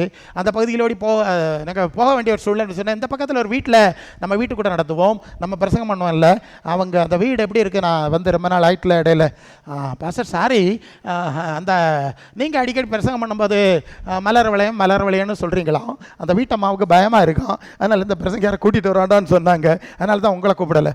அது போட்டு அது ஒன்றும் பிரச்சனை இல்லை, என்னுடைய அரசாங்கம் எனக்கு தந்த வேலையை நான் செஞ்சு முடிச்சிருப்பேன், அவ்வளோதான், எனக்கு பிரச்சனை இல்லை. அந்த அம்மா எப்படி நல்லா இருக்காங்களான்னு கேட்டேன். இல்லை பாஸ்டர், அவைய செத்து போனாவ, அவைய சிஎஸ்எஸ் சபைக்காரர் மலர் வளையம் வச்சு அவளாம் டிகே மாதிரிலாம் வந்து இங்கிலீஷில் பாட்டு பாடி, அப்படி தானே இங்கிலீஷில் பாட்டு பாடி மலர் வளையம் வச்சா ஆகலாம். பார்த்தியெல்லாம் மலர் வளையம் வருது, மலர் வளையம் வளருது, நீ ஜீவகிரகத்துக்கு ரெடி ஆகுன்னு ஆவியானவர் பேசியிருக்காரு. அவிகளுக்கு வழங்கல, நான் இனி என்ன செய்ய முடியும்? உங்களுக்கும் வழங்காமல் இருந்துடப்படாது. இப்போ புரியுது இல்லையா? எப்போ வருதுன்னு யாருக்கும் தெரியாதுங்க, நாளை நடப்ப தெரியாதுல்ல. அது யாக்கோபு 4:14. நாளை நடப்ப நமக்கு தெரியாது, தேவனுக்கு சித்தமானால் உயிரோடு இருந்தால் இன்னதை செய்யணும். இன்று ராத்திரி உன் ஆத்மா உன்னை விட்டு எடுத்துக்கொள்ளப்பட்டா இவனுக்கு அதெல்லாம் எங்கடா போவோம்? ஆண்டவர் கேட்டார்ல. அதனால முதலாவது தேவராஜ்யத்தை தேடுங்க, தேவ சித்தம் செய்வோம். அப்புறம் அது எப்படி? அது மத்தேயு 11:28. வருத்தப்பட்டு பாரம் சுமக்கிறவர்களே எல்லாரும் என்னிடத்தில் வாருங்கள், நான் மட்டும்தான் இளைப்பாறுதல் தர முடியும், வேற புனிதர்கள் மனிதர்கள் ஒருவனும் தரமாட்டோம். நான் சாந்தமும் மனத்தாழ்மையுமா இருக்கிறேன், நீங்கள் என் நுகத்தை உங்கள் மேல் ஏற்றுக்கொண்டு என்கிட்ட படிச்சா இளைப்பாறுதல் கிடைக்கும், நான் இருக்க இடத்துக்கு வர முடியும். வேற எங்கேயாவது வட்டங்கரங்கன்னா நீங்க அவனுக்கு பின்னால போக வேண்டியதான். சரிதானே? அப்படின்னு ஆண்டவர் சொல்லியிருக்கார். தேவராஜ்யத்தை நீதியின் தேட சொல்லியிருக்கிறார். இதெல்லாம் செய்தான் சபையை வைத்திருக்கிறது. இந்த அனுபவத்தில் நடக்கிறதா இயேசுவோடு நடக்குது. அல்ல இல்லையா? அல்லாமல் பேக்கியும் நோக்கியும் சிலுவையும் போட்டுட்டு கழுத்தில் கட்டு துங்க விட்டுட்டு அது யாது சிலுவையே தெரியலை, கள்ளமாரி அரைஞ்சதா இயேசுநாதா அரைஞ்சதா தெரியல இல்லையா? அப்படி தானே? ஆமாம், இல்லை சிலுவைன்னு சொன்னால் இப்போ எல்லாம் சிலுவை தானே, அது எதுன்னு சொல்ல முடியாது இல்லையா? இயேசுநாதர் அப்படி சொல்லலை இல்லையா? ஆமாம், அநேகருடைய நிலைமை அதுதான். இயேசுவா அவருக்கு சீசராக முடியாது, அவருக்கு வசனத்தில் நடந்தால் அவரை போல மாறி போவோம் இல்லையா? அது பெரிய மரியாதை இல்லை. ஆமாம், ஆளுகளுக்கெல்லாம் அன்னைக்கு பிளாத்து கேட்ட மாதிரி ஒரு பக்கத்தில் இயேசுநாதரை விட்டுருக்கு, மறுபக்கத்தில் பரபாசை விட்டுருக்கு, கள்ளை கொலகாரன், உங்களுக்கு யார் வேணும்னு கேட்டால் எங்களுக்கு பரபாசை வேணும்னு சொல்லிட்டாங்க. இப்போ ஆளுகளுக்கு கள்ளம் மாதிரி தான் வேணும், இயேசுநாதர் வேண்டாம். இந்த கள்ளத்தனமாக நடக்க ஆளுகளுக்கு பின்னால் பல விதமாக பெயிண்ட் எல்லாம் அடிச்சுக்கிட்டு உலகத்தை ஏமாத்துவ இல்லையா? அதுக்கு பின்னால் தான் போவாவ, இயேசுக்கு பின்னால் போகிறதில்ல. யோவான் 12:48 சொல்லுவார், என்னை தள்ளி என் உபதேசங்களை ஏற்றுக்கொள்ளாதவனை நியாயந்தி இருக்கிறது ஒன்று இருக்கிறது, நான் சொன்ன வசனமே உன்னை கடைசி நாளில் நியாயந்தி இருக்கும். என் பிரமாணங்களை உங்களுக்கு எழுதி கொடுத்தேன், ஓசியா 8:12. என் வேதத்தின் மகத்துவங்களை நான் அவர்களுக்கு எழுதி கொடுத்தேன். அதை அந்நிய காரியமாக போட்டுக்கிட்டு தயவு செய்து குருசடி மாதிரி வேற அங்கேயும் ஓடாத, இருக்கிற இடத்துல இருந்து ஆண்டவருடைய வசனத்தை வாசி, ஆண்டவர் நடத்துகிற நாட்டுற இடத்துல உட்காரு, சத்தியத்தை கைக்கொள்ளு, கிறிஸ்துவுக்குள் வளரு, ஆவிக்குள்ள. இன்னொரு விஷயத்தை சொல்லணும், பரலோகத்திலிருந்து வந்த ஆவி வந்தா கிறிஸ்துவின் சிந்தை கொடுக்கிறது, பரலோகத்திலிருந்து ஆவி வந்தா பரலோகத்தின் சிந்தை வெளிப்பாட்டை கொடுக்கிறது. அது 1 கொரிந்தியர் 2:9. தேவன் தம்முடையவர்களுக்கு ஆயத்தம் பண்ணினது கண்ணு காணல, காது கேட்கல, இருதயத்தில் தோணல, தேவனோ அவைகளை தம்முடைய ஆவினாலே வெளிப்படுத்தினார். பரலோகத்தில் ஆவி வந்தா பரலோக வெளிப்பாடு வரணும். 1 யோவான் 4:5, அவர்கள் உலகத்துக்குரியவர்கள், உலகத்துக்குரியவர்கள பேசுகிறார்கள், உலகம் அவர்களுக்கு செவி கொடுக்கும், தேவனை அறிந்தவன் எங்களுக்கு செவி கொடுக்கிறான். இதனால் சத்திய ஆவி என்னதென்றும் வஞ்சிக்கிற ஆவி என்னதென்றும் அறிந்திருக்கிறோம். பரலோகத்தின் ஆவி வந்தா பரலோக வெளிப்பாடு வருகிறது, பூலோகத்தின் ஆவி வந்தா பூலோக வெளிப்பாடு வருகிறது. சரிதானே? அதுல இருந்து நீங்க கண்டுபிடிச்சுக்கணும், இந்த ஆளுக்குள்ள செயல்படுகிற ஆவி இன்னது என்று நீங்கள் அறிந்து கொள்ள வேண்டும். அல்ல, ஆவியின் கனி அன்பு, சந்தோஷம், சமாதானம்னு சொல்லியிருக்கு 9 குணம். அந்த குணம் வருதான்னு பார்த்துக்க. வேற அந்நிய பாஷைக்கு எதிராக பேசல, உங்களை விட அதிகமாக அந்நிய பாஷை பேசுகிறேன், தேவனை துதிக்கிறேன். பரிசுத்தாய் வந்தா அந்த குணங்கள் தான் வரணும், கனி தான் வரணும். 1 கொரிந்தியர் 12 9 வரங்கள் சொல்லியிருக்கு. அங்கதான் அந்நிய பாஷை வியாக்கியானம் பண்ணதை சொல்லியிருக்கு. எல்லாரும் அந்நிய பாஷை பேசுகிறார்களான்னு சொல்லியிருக்கு. அந்நிய பாஷையும் வரங்களும் ஒளிஞ்சு போகணும்னு சொல்லியிருக்கு. அல்ல, அன்பு ஒழியாதுன்னு சொல்லியிருக்குல்ல. அப்போ பரிசுத்தாய் வந்தா கனி வரணும், குணம் வரணும். பாருங்க, அந்நிய பாஷைக்கு எதிரி இல்லை, முதல்ல கனி குணம் வரட்டு, அதோடு வரங்கள் வரட்டு, நீங்கள் மகிமையாய் ஆண்டவருக்கு சேவை செய்யுங்கள். அல்ல, இது என்ன பார்க்கிறோம்? இயேசுவோடு நடக்கிறது. யோனோக்கு தேவனோடு சஞ்சரித்துக் கொண்டிருந்தான், காணப்படாமல் போனான், அவனை எடுத்துக்கொண்டார். அதே போலதான் இவ்விதமான அனுபவங்களோடு நீங்கள் இயேசுவோடு நடந்தால் இயேசு வரும்போது உங்களை அழைத்து கொண்டு போவார். ஒருவேளை அதுக்கு முன்பு கர்த்தருக்குள் மரித்தால் அவர் நம்மை அவருக்கு ஒப்பாய், கர்த்தருக்குள் மரித்தவர்கள் முதலாவது எழுந்திருப்பார்கள் சொல்லி இருக்கு இல்லையா? நாம் எழும்பி அவரோடு செல்ல முடியும். அல்லேலூயா. ஒரு ஐடியா கிடைச்சல, எல்லாம் வசனம் தான் சொல்லியிருக்கேன். ஏன்னா இந்த நாளில் நிறைய புரட்டுகள் இருக்கனால உங்களுக்கு ஒரு நல்ல கிளியர் அண்டர்ஸ்டாண்டிங் கிடைக்கிறதுக்காக வேண்டிதான் என் சமயத்தை நான் சரியாக பயன்படுத்தினேன். ஆவியானவர் எனக்கு உதவி செய்தார். என் நாடுகள் என் சத்தம் கேட்டா, எனக்கு பின்னால் வந்தா, அவைகளை என் கையில் வச்சிருப்பேன், அதை யாரும் பறிச்சிட விட மாட்டேன், ஒரு நாளும் கெட்டு போகாது. நான் இருக்கிற இடத்துல இருக்கிற வண்ணமாய் நித்திய ஜீவனை கொடுப்பேன் என்று ஆண்டவர் அழைக்கிறார். இந்த அற்புதமான அனுபவத்தை கர்த்தர் உங்களுக்கு பூரணப்படுத்தும்படியாய் நம்மை தலையில தாழ்த்துவோமா? எல்லாரோட தலையில தாழ்த்துவோம். ஹல்லேமைட்டா ஷலிமா ரசினா கிருஷ்ண ரசினா பிரகாத ஷலியா கித்தமன ரடியா நவரதா ஷலா கிரி மிருகுமார தாரி சினிகர் பாத்தனா. ஹalleluya ஹalleluya. எல்லாரும் அப்படியே ஜெபிப்போமா? ஹalleluya. ஸ்தோத்திரம் ஆண்டவரே, உம்மை துதிக்கிறோம். எல்லாரும் சொல்லுங்க, ஆண்டவரே உம்மை துதிக்கிறோம். ஹalleluya ஹalleluya. ஆண்டவரே உம்மை பின்பற்றுகிற சீசர்களாக மாற எங்களுக்கு கிருபை தாரும் ஆண்டவரே.